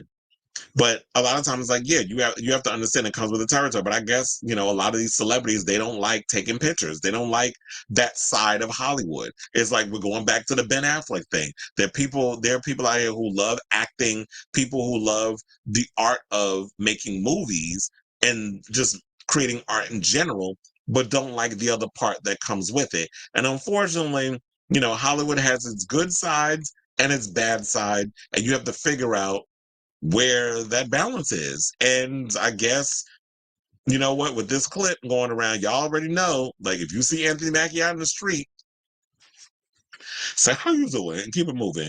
Look, I'll tell you this story. I remember DJ Baker, I don't know if he's still watching, because he did message me that he was watching the show. He met Anthony Mackie because they worked on a movie back in the day. When he was, you know, back in his acting days. And he said Anthony Mackie got pissed at him because he kept bringing up Brother to Brother. And you know, Brother to Brother is the movie where Anthony Mackie played a gay man. And apparently, Anthony didn't like the fact that you had this other actor that was bringing. He felt like, I guess, maybe, you know, DJ was trolling him. It just goes to show, but maybe Anthony got a lot of demons and he was trying to battle at this point. But I say all this to ask, what do you guys think of this story? Do you think that people should respect people's no, or do you think that Anthony Mackie is just coming across as some ungrateful, entitled celebrity, per usual? Let me know in the comments down below.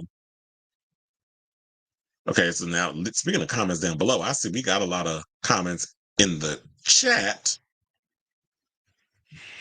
He said, we still harassing Sony to renew the license to Universal to give us Spice World on Blu-ray. The 1997 Spice Girls movie is like $90 to $550. What? That's crazy.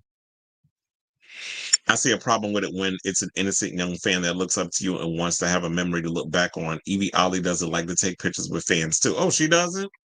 I think I saw something about Evie Oddly when I was scrolling through the situation. I didn't look at it because we was live, but when I was looking up another Justin Timberlake photo, but I posted up earlier him walking out of the jail, the precinct. I saw something about Evie Oddly, and it was like this tiny little photo. So maybe that was what they was referencing.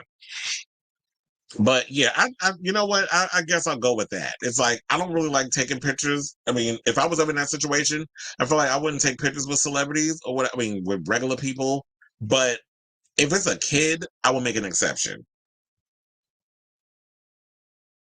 They said Blu-ray has its season 1 through 7, and A season is streaming song. 22 episodes is better than 178 episodes. I said, oh, you saying why he bring up you know why? Why did he bring up because you know everybody always uses the Kardashians as a reference of saying like they're fame hungry, that there's this line that's been blurred between celebrity and fame and infamy and all that stuff. So that's why they always bring up the Kardashians, because they said like these people out here with no talent who, you know, they live for the, you know, the attention and all that other stuff. So that's, I guess, why they're bringing it up or always using the Kardashians as a reference. It says, was the shade up to fake? Yeah. And that could have been it too. Because, well, I don't know if he was even thinking that deep. I just think it's just the whole thing of the Kardashians and the fact that whole reality fame thing. Because I do wonder how long ago they filmed that Round Table before it aired.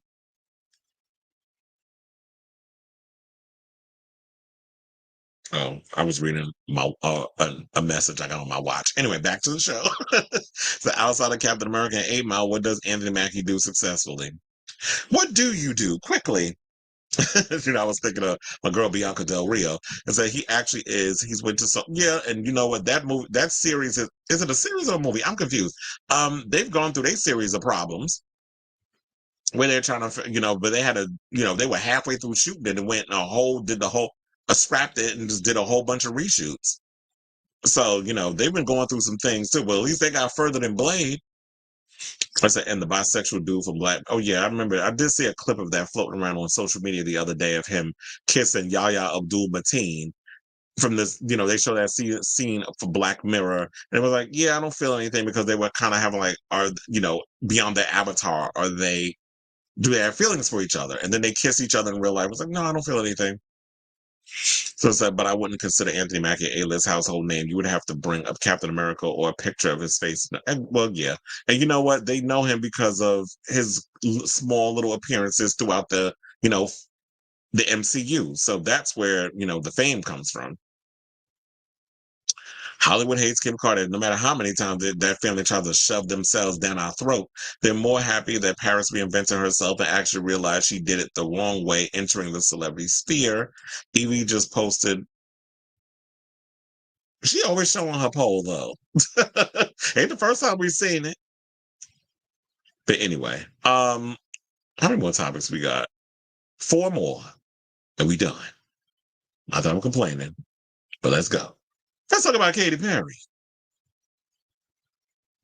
who apparently is being dragged for collaborating with Dr. Luke on her upcoming album. We've been hearing conflicting reports. Some people were saying like, oh, is she collaborating with Dr. Luke? Is she not working with Dr. Luke on her new album? The first single that she has coming out is a rejected Ava Max track that Ava just did not use for her upcoming album. I mean, well, not for her upcoming album. It was actually from Diamonds and Dance Floors. So she had a song that she was working on, and I remember I was seeing something recently where there was a post that she had posted something about Woman's World, saying it's a woman's world on her social media around the time of Diamonds and Dance Floors, but the album ended up as a rejected track. So it ended up on the cutting room floor.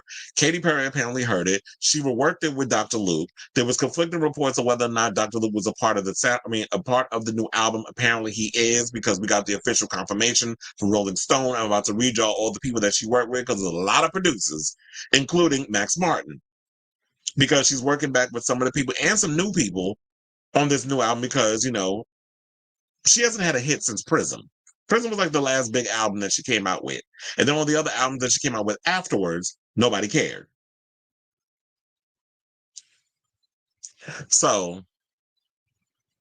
here's what they said. Now, after albums Witness and Smile failed to ignite the same level of pop success she received from albums such as Teenage Dream and Prism, Katy Perry has recruited music producers Dr. Luke and Max Martin to help carve out her upcoming 6th album. Now, for her upcoming 6th album, Katy worked with some of the producers who helped craft hits like Teenage Dream and Prism, Rolling Stone has learned. The pop singer reconnected with Max Martin, Dr. Luke, Stargate, and several others for KP6, the informal name for her first album in more than 4 years. Here's another thing that I noticed from her when I was looking up her albums from earlier. She takes a lot of breaks in between releasing records. Like, I think between Teenage Dream and Prism, that was a 4-year break. And then, so she don't release albums every year, every 2 years, like a lot of these new artists do. She takes like big, long breaks between releasing records. But anyway, they said Katy knew exactly the album she wanted to make and put together the team to make it happen. This is what a Capitol Records source confirms to Rolling Stone. And that includes previous collaborators, including Luke, Stargate, Max Martin, and Sarah Hudson, and some new heavy hitters such as Vaughn Oliver and Rocco Valdez, who both worked with Kim Petras, and Theron Thomas, who worked with Doja Cat. Now, some of the fans took to the Twitter and gave their thoughts on her upcoming album, including criticizing her for collaborating with Dr. Luke, has been accused, as you know, by Kesha of SA. I don't know why a lot of the tweets are acting a fool. So anyway, they said, one person says, when they were showing Katy Perry has reconnected with Dr. Luke in that whole situation, here's what they said, because I have all the tweets here. They said, I can't defend you anymore, Katy. That's what one person said. Another person said, Dr. Puke confirmed we won't be listening.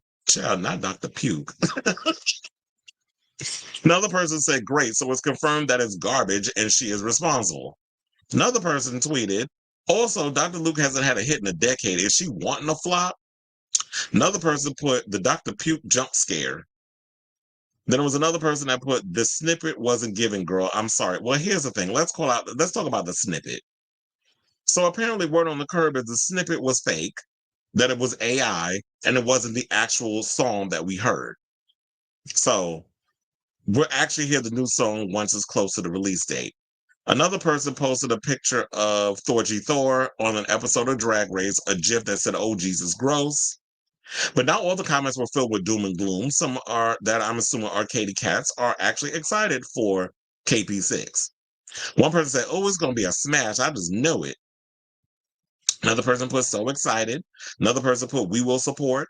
Another person tweeted, Max Martin is back. Well, yeah, because he was trying to get back with Ariana Grande, and we heard that album. Another person put, Queen is back. But here's the thing I'll say with this, and I'll wrap it up. Like, I'm excited. Like, look, me being in media, I'll give it a gander once it's released. I'm not that excited that she's working with Dr. Luke, based on the history. But here's the thing. I was listening to Pim Petra's records when she was working with him, especially when she released that Slut Pop, what was it, Part 2 album. The Miami Sessions? Dr. Luke, say what you want. He gives hits. And the question is, do people really care? Or is it that a bop is a bop? Because like it was stated when we talked about Chris Brown and Fat Joe, even though I disagree with him with the whole Michael Jackson thing, not Michael Jackson, people are still out here bumping R. Kelly music regardless of how he is. People still out here bumping Chris Brown. So I don't think people care about production and stuff all that much, although we did point out the division amongst the fans, where people was already canceling it because of their association.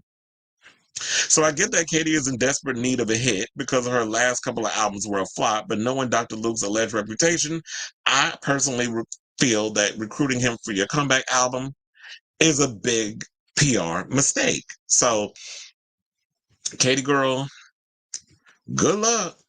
I am curious to hear what the new song sounds like. Like I stated earlier, the song apparently is not, it wasn't the actual single that we heard. It wasn't a snippet. It was AI. So we'll see, once the song drops, what it sounds like. And I'm definitely curious. So, like I said, because I'm in media, I'll listen to it and I'll give y'all my full, opinion of it. But let me know what you guys think. Are y'all Team Katy? Are y'all looking forward to hearing that song, or have you all canceled her because she's working with Dr. Luke? Some people have said that she is stuck in she signed like some production deal where she's, got 3 more albums to do, where she's going to be, her contract with Dr. Luke is done. She has a publishing deal and something another with him because he has helped her carve out a lot of her big hits from Teenage Dream and Prism, that whole era, and so many records from beyond that. So if she's in that contract where she was going to be stuck working with her regardless, same thing. I believe Kim Petras has the same type of deal. And Kesha at one point had a similar deal where she had to continue to work with her assaulter, as she said many a time when she talked about it over the years. So let me know what you guys think of this story down below. Okay, so we have comments. So when Anthony Mackie's star fades, he'll be charged for pictures. Okay, that's a guaranteed situation. He'll change his tune when nobody's checking for him at these when they start checking for him in his career. When his career goes down the toilet, he'll definitely be one of those at these conventions, charging people for a photo that he refuses to take. I feel like Katy sticks to the basics way too much. She isn't willing to change. Absolutely. And you know what? We'll really be able to drive that home once she releases this new album. We'll listen and be like, okay, so how was this different from, Teenage Dream? How was this different from, all the other songs that you've come out with? You pretty much are just trying to play it safe because you so-called try to change it up and you took risks. But I think what it was she was trying to prove herself to kind of be like when she was trying to give personality and she was trying to get deeper when she was about as deep as a pond when she released that music later on down the road. I'm a woman. I am free. I'm like, you know that video that she put out? Nobody wasn't buying it. People was looking at her sideways like, girl, stop trying to act like you want to be personable with your fans when it's not believable. You're trying to get deep. But like I said, deep as a pond. That's how deep you get. So we'll see when the album comes out, then we'll assess the situation and we'll see if she's willing to take a risk and change. But I can imagine if she's working with people that work with Kim Petras and Doja Cat, so I can just imagine what the album's going to sound like. Smiling KP6 had the biggest gap between albums. Yeah, it does. I think that's like almost 6 years. And that's what I said. She takes too long between breaks or between albums. Ava Max probably won't work with Circuit because a great professional relationship went into a more because they were in a relationship together. I remember hearing that. That's why you don't shit when you eat. And I keep telling people that.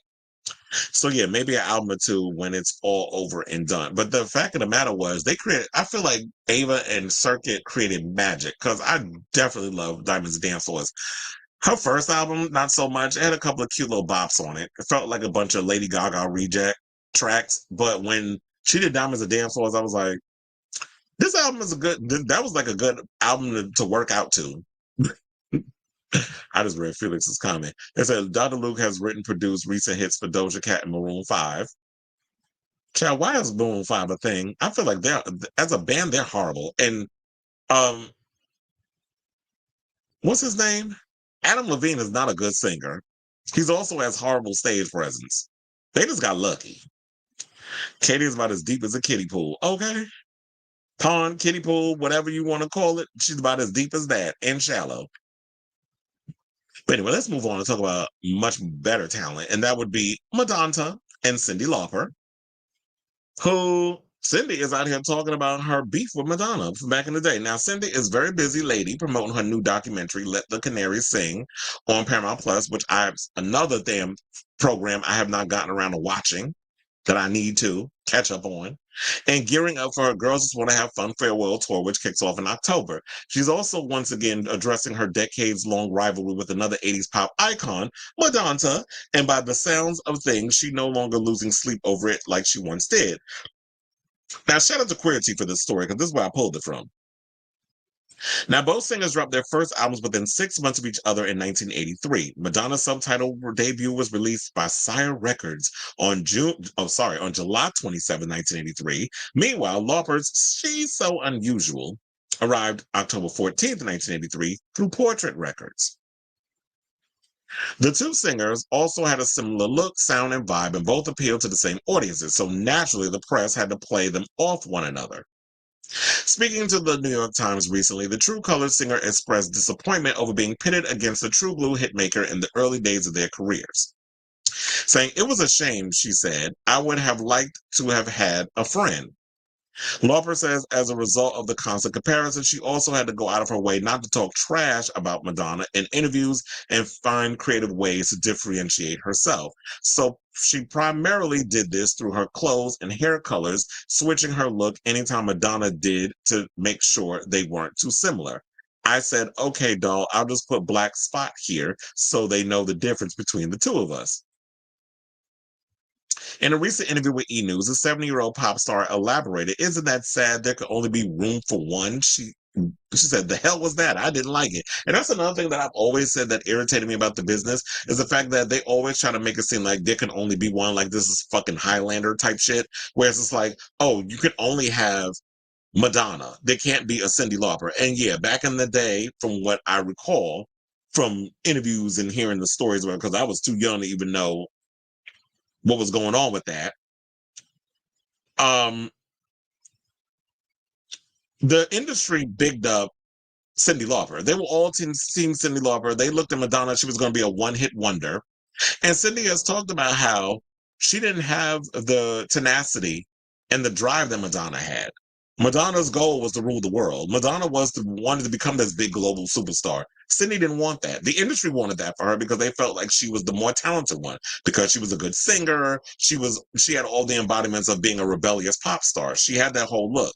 Madonna was something else. And nobody, in my opinion, even to this day, has the drive that she has.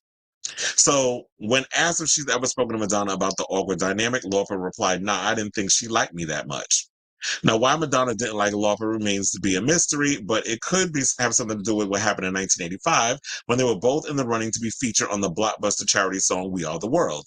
The star-studded lineup featured music legends like Michael Jackson, Lionel Richie, Bruce Springsteen, Diana Ross, Stevie Wonder, Tina Turner, Smokey Robinson. I was going to say Mariah Carey. I'm like, first of all, Mariah Carey was way too young to be with at that time. Dionne Warwick, Kenny Rogers, and Paul Simon. Ultimately, Lauper got the gig, and Richie recently said was a mistake during his appearance on Jimmy Kimmel back in February, saying we only had half a line to sing. Let me say this now, a half a line. So we had to have voices that people knew right away. The point was you have to have an identifiable voice. For whatever reason, it was just Cindy had that. So you couldn't distinguish Madonna? Because I'm calling BS on that mess. Because I was like, wait a minute. Now, when you hear Madonna and stuff, you definitely can hear distinctively when a Madonna track will come on. I mean, also, you did that with Cindy, too. But anyway. So although she and Madonna were never able to find common ground at any point during their 40-plus year careers, Lauper has maintained a decades-long friendship with another pop legend and gay icon, Cher. The two women have been BFFs since the 90s. Lauper opened for Cher's Do You Believe tour in 1999, as well as for her farewell tour in 2005 and her Dress to Kill tour in 2014. She also performed during Cher's Kennedy Center Honors in 2018. Lovers Just Girls Just Want to Have Fun tour kicks off in October in Montreal and is expected to run through December with a final performance happening in Chicago. And if you want to see Let the Canaries Sing, it is now on Paramount Plus. Now, it is definitely something that I want to check out because it is definitely, yeah. I still haven't, like I already told y'all, I have not gotten around to watching it. I will get around to watching it one of these days. And hopefully I could watch it tonight. That's definitely something that I want to be able to see. I was trying to look up a picture of Cyndi Lauper and Madonna. But yeah, so it would have been nice to see these two collaborate or, you know, have a moment with each other. That would have been a great thing to have in regards to these two. It's like, I am a Cyndi fan. I am a Madonna fan. You know, I did love when she did the song for the Goonies. I do see a Matthew Redman thing. It said, you mean all this time we could have been friends? Cyndi Lauper says the Madonna rivalry in the 80s was media made and a waste of energy. And this is from June 6th of 2024. But yeah, so I was a fan of both, just like, you know, decades later, I was a fan of Britney and Christina. And it was unfortunate that, you know, we have an industry that likes to pit women against each other, especially when you're on this massive scale of celebritydom. And, you know, I don't know if it's hard for the industry people to multitask, but a lot of us now, we can multitask. We can like both artists. Just like I said, when I was a kid growing up, I was a fan of Madonna and I was a fan of Cyndi. I like Cyndi because, you know, the colorfulness of her looks and her hair. And then she did, you know, the Girls Just Want to Have Fun video. And she had so many time after time, like she had so many bops. And like I said, because Goonies is like one of my all-time favorite movies, she had a song on the soundtrack. So it would have been nice to see if these ladies could actually work it out and have a thing together. But, you know, some things just don't happen. It's lonely at the top, Tim. It's lonely out here being a celebrity in these streets.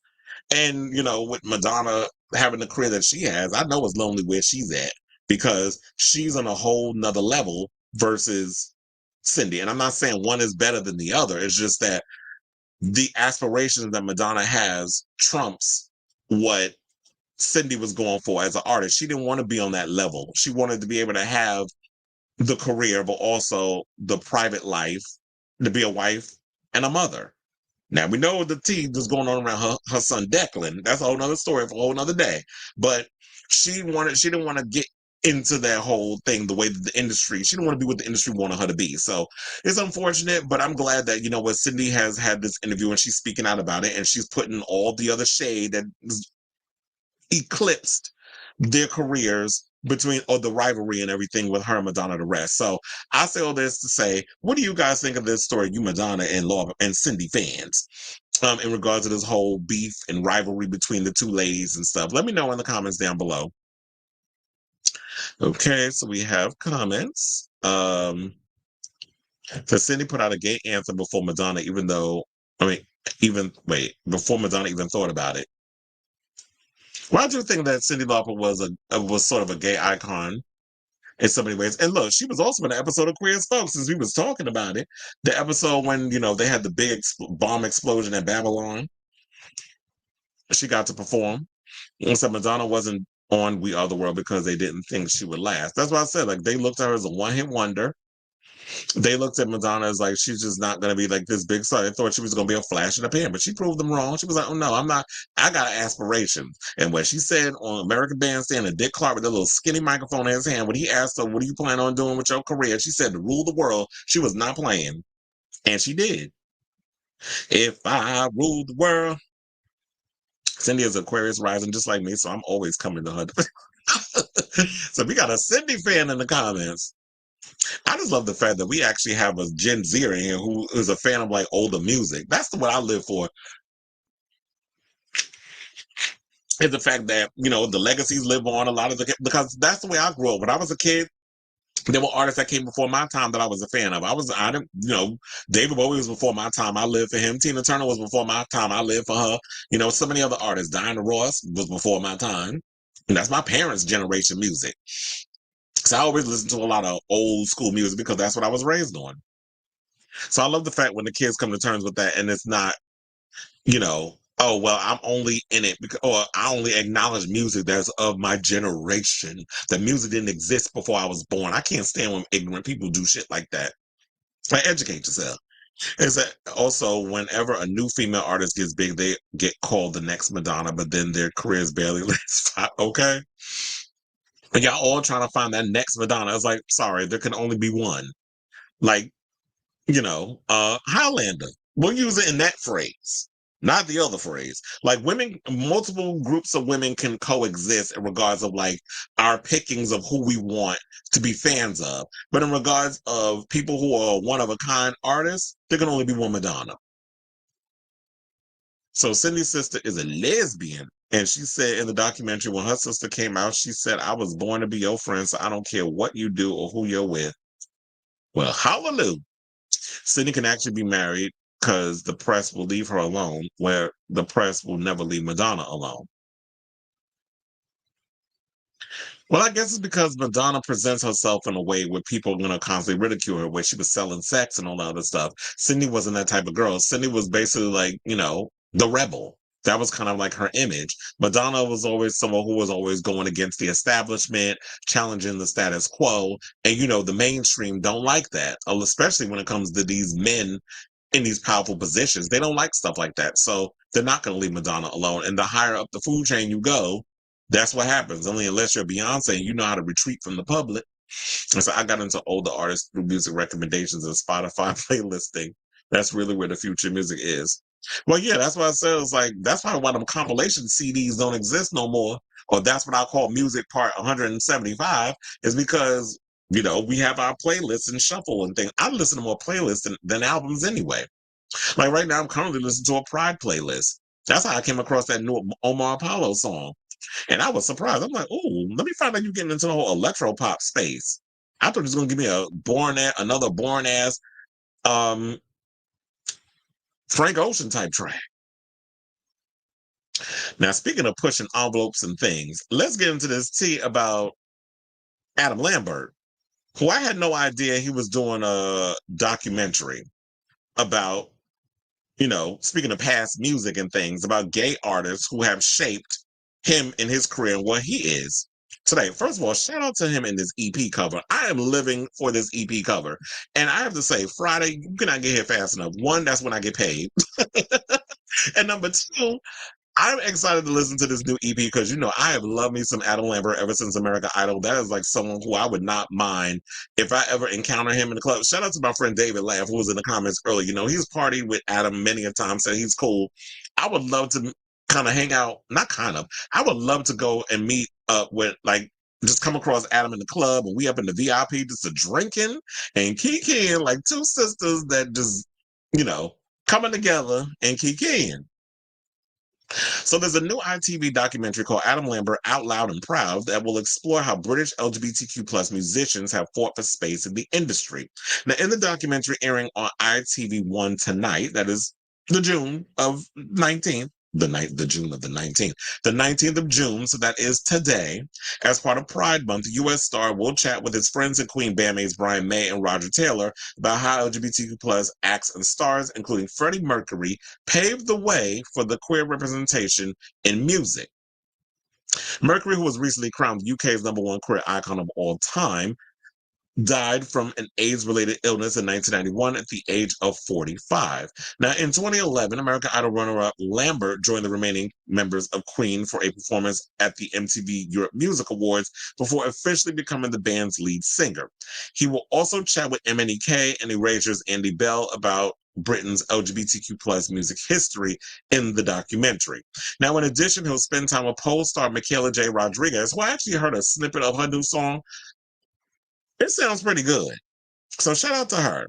I need to listen to that track in full, by the way, who made history in 2021 by becoming the first trans actress to bag an Emmy, looking at whether progress for LGBTQ plus people is slowing down and how the anti-gay narratives that targeted the community in decades gone are now being levied against trans people. Because, yeah, now that it's like the gays, we went through our whole situation of being picked on and ridiculed and this other stuff. Now they're going after the trans. I told you, it's like they go through every acronym of the queer spectrum. Now the trans people are going through what we went through. And you would think that since we went through it, we would kind of rally behind our trans brothers and sisters. But, you know, some of us homosexuals, we could be a selfish lot. And if we could take, like, similar when it comes to black folks, where they try to shed their light on gays because they think if we go after the LGBTQ plus community, we can, you know, it takes the spotlight off of us. I feel like the gays do it to the trans as well. Where it's like, oh, it takes the spotlight off of us, so that let them have to deal with what we went through. So he said, they also said that speaking to ITV ahead of the documentary release, the high drama singer compared his coming out gay experience in 2009 to that of fellow gay reality TV star Will Young. Now, for those of you who don't know who Will Young was someone who was on a show called Pop Idol, which is the UK version of American Idol. And I think he was like the Kelly Clarkson of his season. He won season 1 and he was gay. And it says, being an artist from a TV competition show, then coming out, I was the first to do it on American Idol. But the UK had Will Young maybe 10 years before, so we're offset to like a decade. And he also, I saw in an interview that he did, was that, and I've always said this about the Brits, and shout out to y'all, this is why I live for the Brits and what they do in regards of like how they look at pop music, way 10 light years ahead of what we do over in the United States. We're always a little slow when it comes to progress in anything or being progressive, which is why they don't want a progressive politician because, you know, these regular people just can't take it. I feel like it's the same with music. The UK has always been light years ahead of us when it comes to pushing the boundaries of music and also LGBTQ plus representation. Because, yeah, before Adam Lambert was the first to come out and really be his true, authentic self without having to be outed or whatever the case was, they had Will Young. And they were, it seemed like, I believe they were more open-minded when it came to that sort of thing. And me growing up as a kid, there was many British artists that I lived for when I was a kid. I loved Boy George. I was obsessed with Boy George as a kid. My cousin too, but then they used to make fun of him for it. But I'm like, you like what you like. But then, of course, you get heterosexuals that like to put their homophobia on you and make fun of you for liking somebody that's different. And before I even knew what drag queens or gays were, I was obsessed with Boy George. I used to also love, oh my God, what's his name? From Bronski Beat. Jimmy Somerville was a fan of his. I love me some Mark Almond. I also love me some from Soft Cell. I also love me, who else? Andy Bell, obsessed. Love me some Erasure. Anytime Erasure puts out music, I'm there. I love me some Andy Bell because Andy Bell was flamboyant. Of course, they did that whole synthy electro pop type sound. And I live for that, which is what you get a lot of the influence from when you listen to people like Ali Alexander. He's deeply influenced by, Pet Shop. Oh, yeah, that's another one, Pet Shop Boys. So you get where he's deeply influenced by Pet Shop Boys and he's influenced by Andy Bell. They were the pioneers. And it's sad that today in American music, we don't have a lot of those. Like, I really can't think off the top of my head many openly queer artists in America who have really shaped and changed the game of the music industry because it was frowned upon. So that's why I've always gravitated more towards British pop than American pop. So he said, it's fun for me to look at this through the UK lens. Now, when I think about iconic queer musicians, the first ones that came to mind are almost all UK artists. Elton, Freddie, Bowie, Boy George. Those are my touchstones, and that felt like a really exciting place to dig into. This is a look back at 40 to 50 years of pop culture, particularly the musicians who have trailblazed. It's a closer look at a journey, and if you're a member of the LGBTQ plus community, it is a lovely way to be proud of that and of all that we are and where we've come from. It's fascinating, inspiring, and I think helpful. Adam experienced intense homophobia, as you know, at the start of his career and has previously claimed that he was threatened with a lawsuit for kissing a male member of his band on stage at the 2009 American Music Awards, which he actually talked about. If y'all have not seen So Gorge with Violet Chachki and Got Mick, he talks about that. Hold on, let me pull up a picture of his boyfriend, Oliver Gleese, who's, I love the androgyny of it all. Adam Danberg definitely has a type. So it says, they've got to, he's been with his boyfriend for like 3 years. So, they're real serious and they living together. And so Oliver Gleese works as an innovation forum assistant for Global Fashion Agenda. He's from Denmark, and he's the partnerships manager for Global Fashion Agenda team. He probably helps with Adam's fashions too.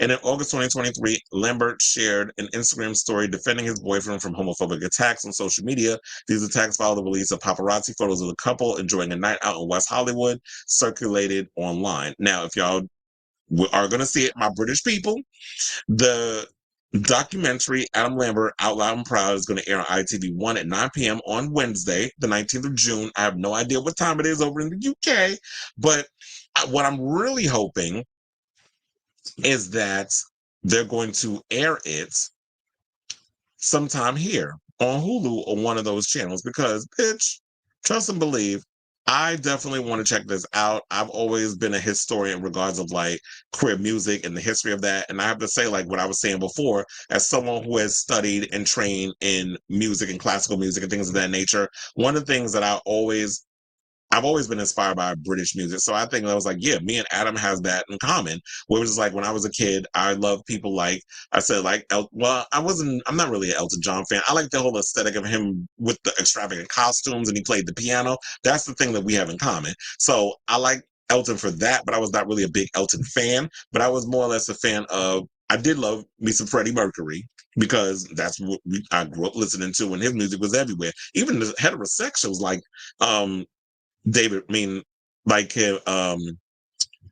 Freddie Mercury, because his music was universal. And plus, he wasn't out of the closet like a lot of them were. But I love me some Boy George. I love me some Andy Bell. I love all the people that I had mentioned earlier, and they are deep influences. So it's good to see like, okay, kids need to learn about these artists and where we started out, plus where we are today, and who are the new generation of queer male artists that we could look up to. I'm thinking we got Troye Sivan, we have Little Nas X, we have MNEK. We have, who else? Ali Alexander. I'm sure there's a whole bunch more, but those are the only ones I can think of the top of my head. And I knew there were like a couple of underground artists that I, was aware of, like Kevin Alliance. Sir Ari Gold, may he rest in peace. My friend Sir Paul was doing music at one point. I don't know what happened to him. We have Bright Light, Bright Light. We have so many other artists that, are out here. Caswell. We have so many people who's in New York this week, by the way. We have so many people who have, who are out here doing it and been a pivotal point in the career. And yeah, some of those artists I mentioned aren't as big as the ones that we mentioned before, but it's good to see that, the music industry has changed and they have become slowly but surely more open-minded in inviting openly queer artists to express who they are. So I say all that to say, are you guys excited to see this documentary? And yes, I need for them to also air this in America because I want to see it. And look, there are people out here who are just big fans as those artists, as those who watch stuff on ITV. Maybe it'll end up on Hulu or something or another because I know they have the I Kiss a Boy show that I did see when I was looking on Hulu yesterday. That whole season of I Kiss a Boy is already up on there, and I need to check that out. So hopefully it ends up on there. It ends up on one of the streaming services because I definitely want to check that out. But I definitely want to hear your opinions. Who were your favorite queer artists and things of that nature growing up? And are you excited for Adam Lambert's new EP when it drops this weekend or this Friday? Leave your comments down below in the comments. Okay, so now speaking of comments, let me go up and read some of these.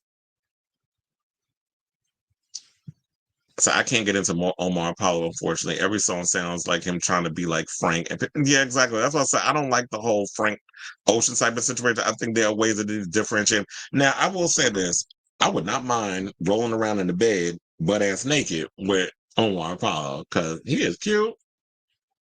I definitely wouldn't mind tearing that booty up. But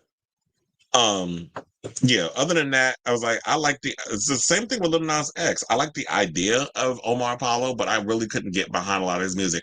I listened to Ivory. There was so much hype around that record. And then I was just like, I don't want to go to sleep. Like I need a 808 in my ears when I'm listening to music. So, so that's basically what that with him. But I do like the idea that he's starting to change up his sound in a way and trying to appeal to a bigger audience because it's sort of like when I heard that Frank Ocean was doing Coachella, I'm like, how y'all gonna make that work in front of audience? Y'all trying to put them to sleep or you want them to actually like when you see concerts, you want them to have a good time. Like if you've been trying to do like if Frank Ocean's trying to do what he's doing, that's like a small venue type situation, not made for a festival or an arena. So Robert says, check out the documentary How Music Got Free. Where's that at? It said there's been a conversation going on if Gen Z will have a big male pop star and all the money is on Lil Nas X, but he's going through a flop era. Omar, Conan, whoever else are in the convo. Oh wait, of who's flopping? Are they in the same? They're in the same conversation regarding Lil Nas X. Well, here's the thing. I will say this: that new Lil Nas X song that he posted on his social media the other day, I will say, okay, now that is an actual song that I was like, okay, that's a bop. Now the other stuff he was releasing, I was like, it's a chop. But this new song, whatever, we had the bundle and he was just going in and doing the rhyming to it or whatever, because he did a stutter part in the song. That's why I did the part. I'm kind of here for, I need to hear the whole thing, but I do agree. It's like the music ain't giving what needs to be given. And like I said, I like the whole idea surrounding Lil Nas X, but the music isn't giving what needs to be given. But I do like Conan Gray, even though he hasn't really come out and said anything, but he has been using like gender neutral pronouns, which is always a dead damn giveaway. And I like Omar. That's probably why he changed up his sound because he's like, oh, they're like, okay, now you really got to give the people something else because ain't nobody buying into that whole. I mean, the Frank Ocean thing is cute or whatever, but that you can only do that sound for so long before people get bored. We're in an era where everybody want to start twerking. Isn't Troye Sivan Gen Z's big male? Is that sarcasm? Because when I first heard about him joining forces on this Sweat tour with Charlie XCX, I'm like, okay, you're going to have to remix a lot of your songs. Because to me, Troye Sivan doesn't have that many dance hits. Like he's not somebody who I equate with being a dance artist.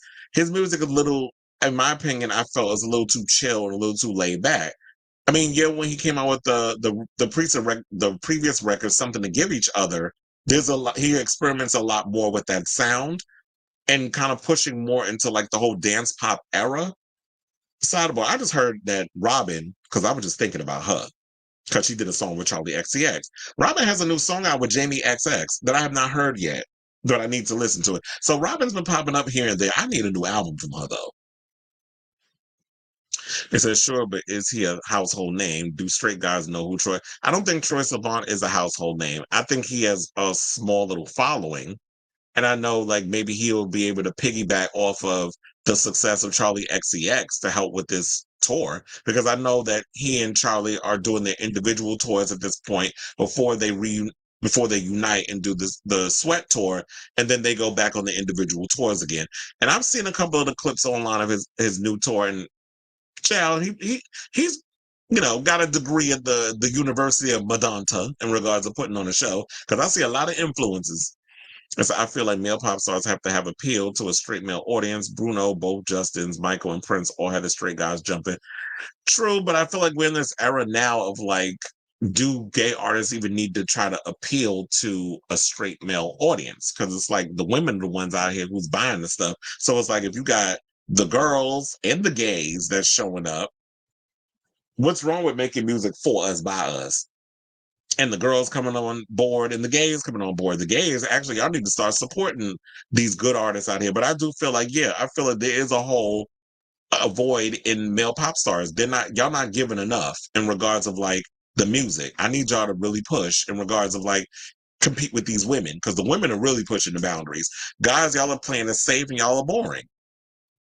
I'm not saying you got to be sucking dick in a video, but at least if you're going to be a gay authentic, that's what I love about Adam Lambert, because I remember I posted, I was like, when he did the 2 songs that he came out, I said, finally, I got somebody give me what I need in regards of like music. He's making music for us. Like, it's unapologetic. It's, he's being himself or whatever. And somebody was in the comments, oh no, it's like, but kids got to listen to it. I was like, well, fuck your kid. First of all, everything ain't for the kids. And I'm tired of people in comments talking about that everything is for children, or we got to think about the children. Everything ain't for them. And Adam Lambert said in the interview, I believe it was So Gorge, if I remember correctly, he said that he's finally doing, and I think he said in other places too, he said he's making music for people like him that want to hear the type of music they listen to. So it's unapologetic, it's sexy, it's sassy, and it's in your face.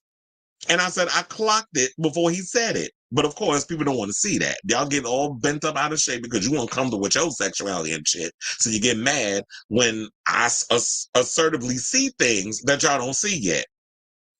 I'm like Neo from the Matrix. I can see I see through the green lining and what people trying to do. And I present it and I bring it to you as a spot on assessment. And then days later or weeks later, depending, the celebrity will say it themselves. So I saw it. When I wrote in the comments, I was just like, finally, you giving what we need. It was like an unapologetic gay pop track. And I'm tired of, where I grew up at a time when gay artists were gay, they were being ambiguous with the gender pronouns. They wouldn't say he, they had to say they. You had to be gender neutral with the words. Now it's like, because he says that he redid What Do You Want From Me, which Pink wrote. And he says in the song, because at the time he couldn't say he because of radio, but now he went and re-recorded the song and now he is in it. So I believe that's going to be on the EP too. But for a lot of straight guys, Troy is 220. That's another thing too, is like, even though Troy is like what, early 30s, he looks like a child. So looking at him up there simulating oral sex in a microphone or humping a bed or making out with your dancer, a la Adam Lambert at the awards, he looks like a 12-year-old. And to me, I know the industry loves pedophilia, depending on who you look at when it comes to that. Or certain people are into like the twink thing. That's not a turn on for me. Like if it looked like Usher or somebody doing that, that'd probably be hotter because they're a man of a certain age. But when you look at him trying to do that, it looks like a child up there just being sexual. And it's like, girl, I don't want to see Troye Sivan getting his back blown out. Because I'd be looking like I'm looking at a little boy doing it, even though he's of age. So I would say the same for Conan and Omar. They mostly appeal to the gays. And there's nothing wrong with that.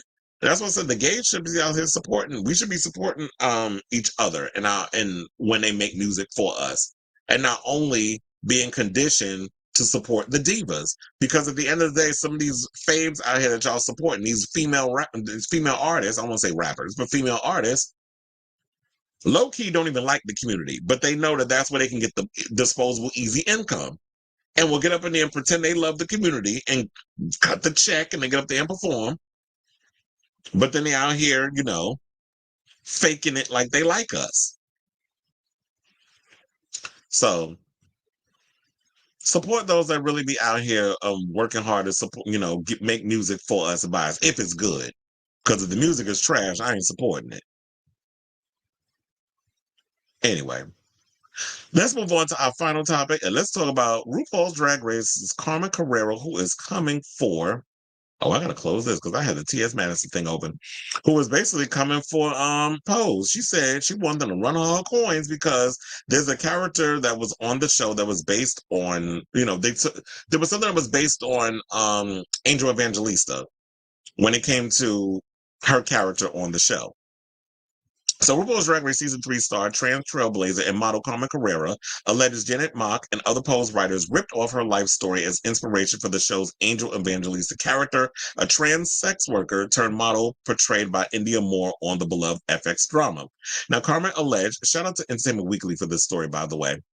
Carmen alleged that Mock used her as basis for the character in a social media post on Tuesday in response to a fan tagging her in a post honoring powerful trans women, namely Mock, who served as an executive producer, writer, and director on Pose alongside co-creator Ryan Murphy, saying sometimes with power comes oppression, like how Janet and her writing team completely ripped off my real-life storyline for Angel's character on Pose.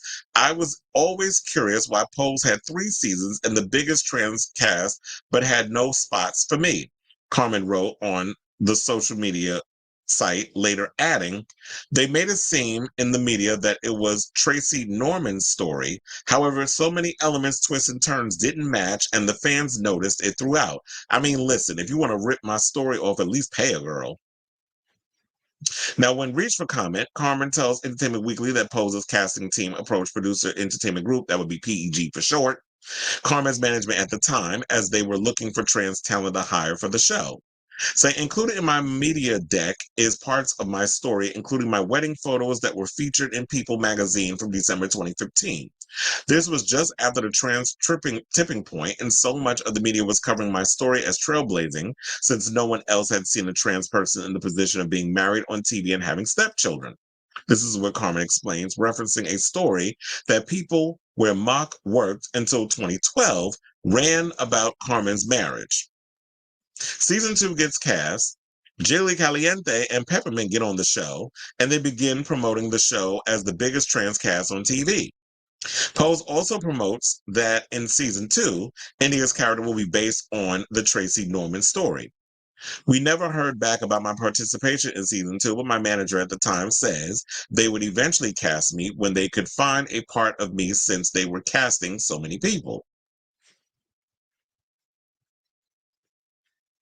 She also went on to say that she feels that the casting process wasn't based on acting skills, but that they still didn't get back to her. In fact, she said the series reps were completely ghost regarding a potential role. Fast forward to Season 3 coming out, and India's character story taking a twist in storyline for getting married and having a stepchild, much to the confusion of the fans since those elements were never part of Tracy Norman's story. Carmen says, I'm all for telling the community stories and being accurate and true, but it shouldn't be at the expense of the real people who actually live the story. Funny enough, before I get to the rest of the story, what I also noticed in that season, the 3rd season, a lot of the stories felt rushed. Like all of a sudden, Poppy had a kid out of nowhere. And then all of a sudden I guess it did make sense that they were building up to him and Angel getting married. But there were a lot of stories in that show that kind of felt rushed. It's like, well, damn, y'all really speeding through this. And quiet as it's kept, or maybe it's not really. But it wasn't just Carmen's story they was taking a lot of reference from. They were taking a lot from Paris is Burning, including, with Elektra's storyline with the dead body in the closet. That was Dorian Corey. When Candy was found unalived in the hotel room, that was Venus Extravaganza. So they were taking a lot of stories from Paris is Burning. One of the things I loved about seeing was seeing people of color, queer people of color in this show, but it was like typical Ryan Murphy, lacks originality. Although I do love that the stories was told, and the whole story about AIDS and that whole situation, and Act Up and that whole history behind that. I'm glad all those stories got told, but we could have gotten a little more creative with the storytelling. So they also said that EW has learned through a source close to the situation that Carmen auditioned for a small supporting role as a model on the show. The source says that there was no formal word communicated that Carmen didn't book the role. When reached by EW, Murphy's publicist said the TV mogul has no comment. EW has additionally reached out to reps for Producer Entertainment Group, PEG chair, FX, and more for comment. In her social media message, Carmen invoked the legacy of Tracy Norman, a prominent trans model who rose to stardom in the 70s and 80s before being outed against her will. Carmen's pop trajectory also saw her come out as trans after she finished season 3 of Drag Race in 5th place in 2011. In addition to her career as a successful model, Carmen went on to appear on the show's spin-off series Drag You and famously spoke out against reality series Cake Boss for allegedly using her as part of an on-air joke, reportedly unbeknownst to her. Also, they said that what she may have had to do with was getting rid of She-Male on Drag Race, because remember, She-Male was a rip of Tyra Male, but according to some of the girls who found a disdain for it, they felt that She-Male is transphobic. And so the show, after a while, erased it, and now that's why we got She Done Already Done Had Hers. When I would just been like, they should just kept, ooh girl, and then the siren. Y'all should just kept that. That would have been more entertaining than this whole stupid She Already Done Had Hers. Which is a famous line that RuPaul has said, but that's where they do their show, so that's what we going with. So Carmen's tweets about Pose also referenced a cast of trans stars who made history among the cast, including Moore, Dominique Jackson, Haley Sahar, Angelica Ross, and Michaela J. Rodriguez, the latter of who became the first trans performer to be nominated for Outstanding Lead Actress in a Drama Series at the Emmys. Now, in smaller roles, Pose welcomed other trans community staples, including Carmen's aforementioned fellow Drag Race sisters, Jiggly Caliente and Peppermint, the late Cecilia Gentili, who I just saw was honored the other day on Instagram. I forgot who it was that did it, but I did see it when I was scrolling through the IG.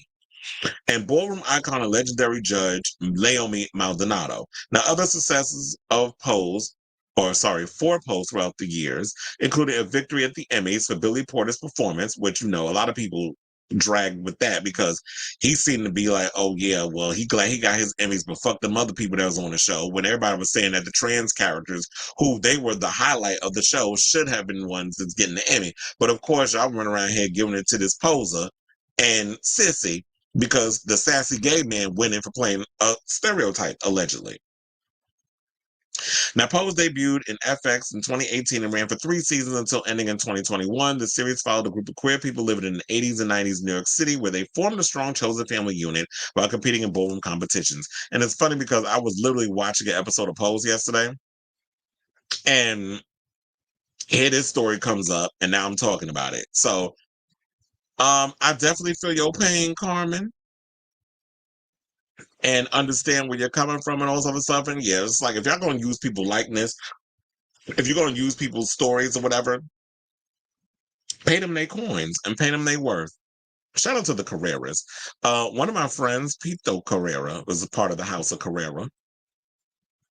But yeah, so hearing this story, I was like, this is fascinating. I didn't know who the character of Angel Evangelista was based on, that it was based on another model who, I think I did hear a story about a model who was outed.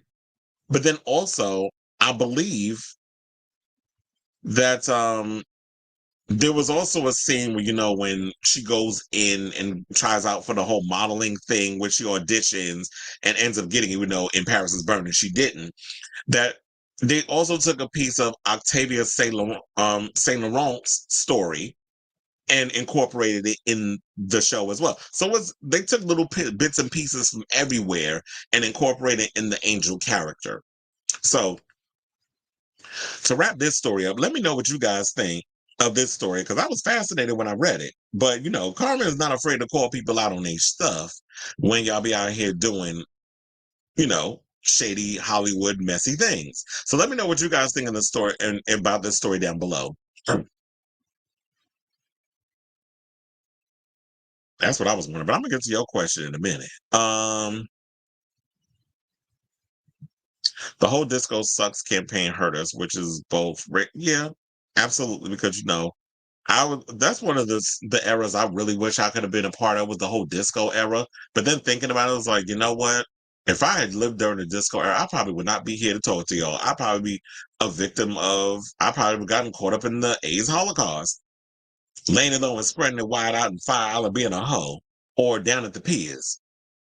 So I'm glad I grew up at the time that I grew up in. And I'm glad that I was able to make friends with a lot of the older gays who survived that era and were able to tell me and fill me in on all the stories that went down during that time. You said not every gay guy is Wolf LeGrand or an Austin Wolf until allegedly underage boys allegedly, I can't say it enough. Oh, you mean how Austin Wolf likes to fuck boys that look underage because it makes his dick look bigger?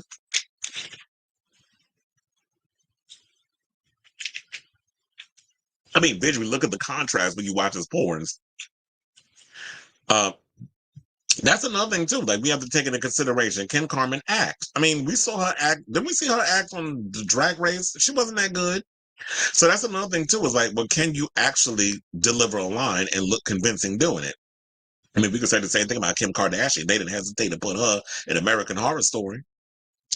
It said not to hate on people that are into age gaps, but that will always be weird to me. If a couple look like, see, and that goes to show that, you know, you're a prime example of this because you are of Gen Z. And from what I've been reading a lot of articles, Gen Zers have a problem with that whole age gap thing. It's funny how, like, when I was growing up, that was seen as the norm. But Gen Z, looking at them now, a lot of them don't really feature the whole age gap thing. They got a problem with it because I was like, I read an article where it was something like a lot of the Gen Zers, they don't like when a lot of the, you know, older people get with young people. It do look weird though in a lot of situations, especially if it's like you're 60 or 70, you're dating a 25-year-old. Like, what the hell y'all got in common except you old and you still trying to procreate and have kids? Or like Mark Anthony, where he's like 55 with a damn 30-something-year-old girlfriend, or maybe I think she's younger, or wife, and then they had a baby. So that's the only difference I could think would be for fertility reasons or control. Was Karma ever us? That's what I wondered too. I don't know if that was her story, that she was an S worker. I don't know if she was, but if that's her truth, then I guess we're inclined to believe it. They said they just wanted to wrap the storylines up. Well, yeah, because I could have sworn they always said that there was going to be more seasons of Pose. I actually thought they were going to make it at least 5 seasons. I could have sworn I heard they said they were going to do that. But then all of a sudden it was like, all of a sudden we got a season 3. They cut the season in half. Like, it was like, what, 6 or 7 episodes? Well, 8 episodes, because I think normally it was 10. And then that was it. Then they just, like, it felt like they just rushed through the season. They were trying to rush a lot of things instead of giving us an opportunity to really, you know, like, for things to build, instead of just all of a sudden this is what it is and we just supposed to accept it. Just like the thing when they had oh my god, what's his name? One of the characters for the show ended up leaving because they gave him time to grieve his sister being Redrummed. So that's why we didn't see Damon. That's why we didn't really see him on the final season as much, because of what happened to his sister. It's embarrassing, but as a kid, it took me forever to finally tell the difference. See, and it's funny how she was out here saying, I was out here dyeing my hair and changing up my look and all that other stuff, and you talk about it took you forever to finally tell the difference. So apparently, Cindy was out here trying to change up her look, and it didn't work because you struggled to tell the difference. So I finally watched Paris. Oh, you said a long time. I was like, if you've never seen Paris is Burning, I was about to metaphorically strangle you. I was like, really? I mean, it is on HBO Max, in case anybody want to be out there. But I did think about watching it last night, but for some reason I was like, you know what? Because it's Pride Month, I'm in the mood for Pose. Speaking of which, I need to go on Deku and I need to watch oh my god, what's that sequel to what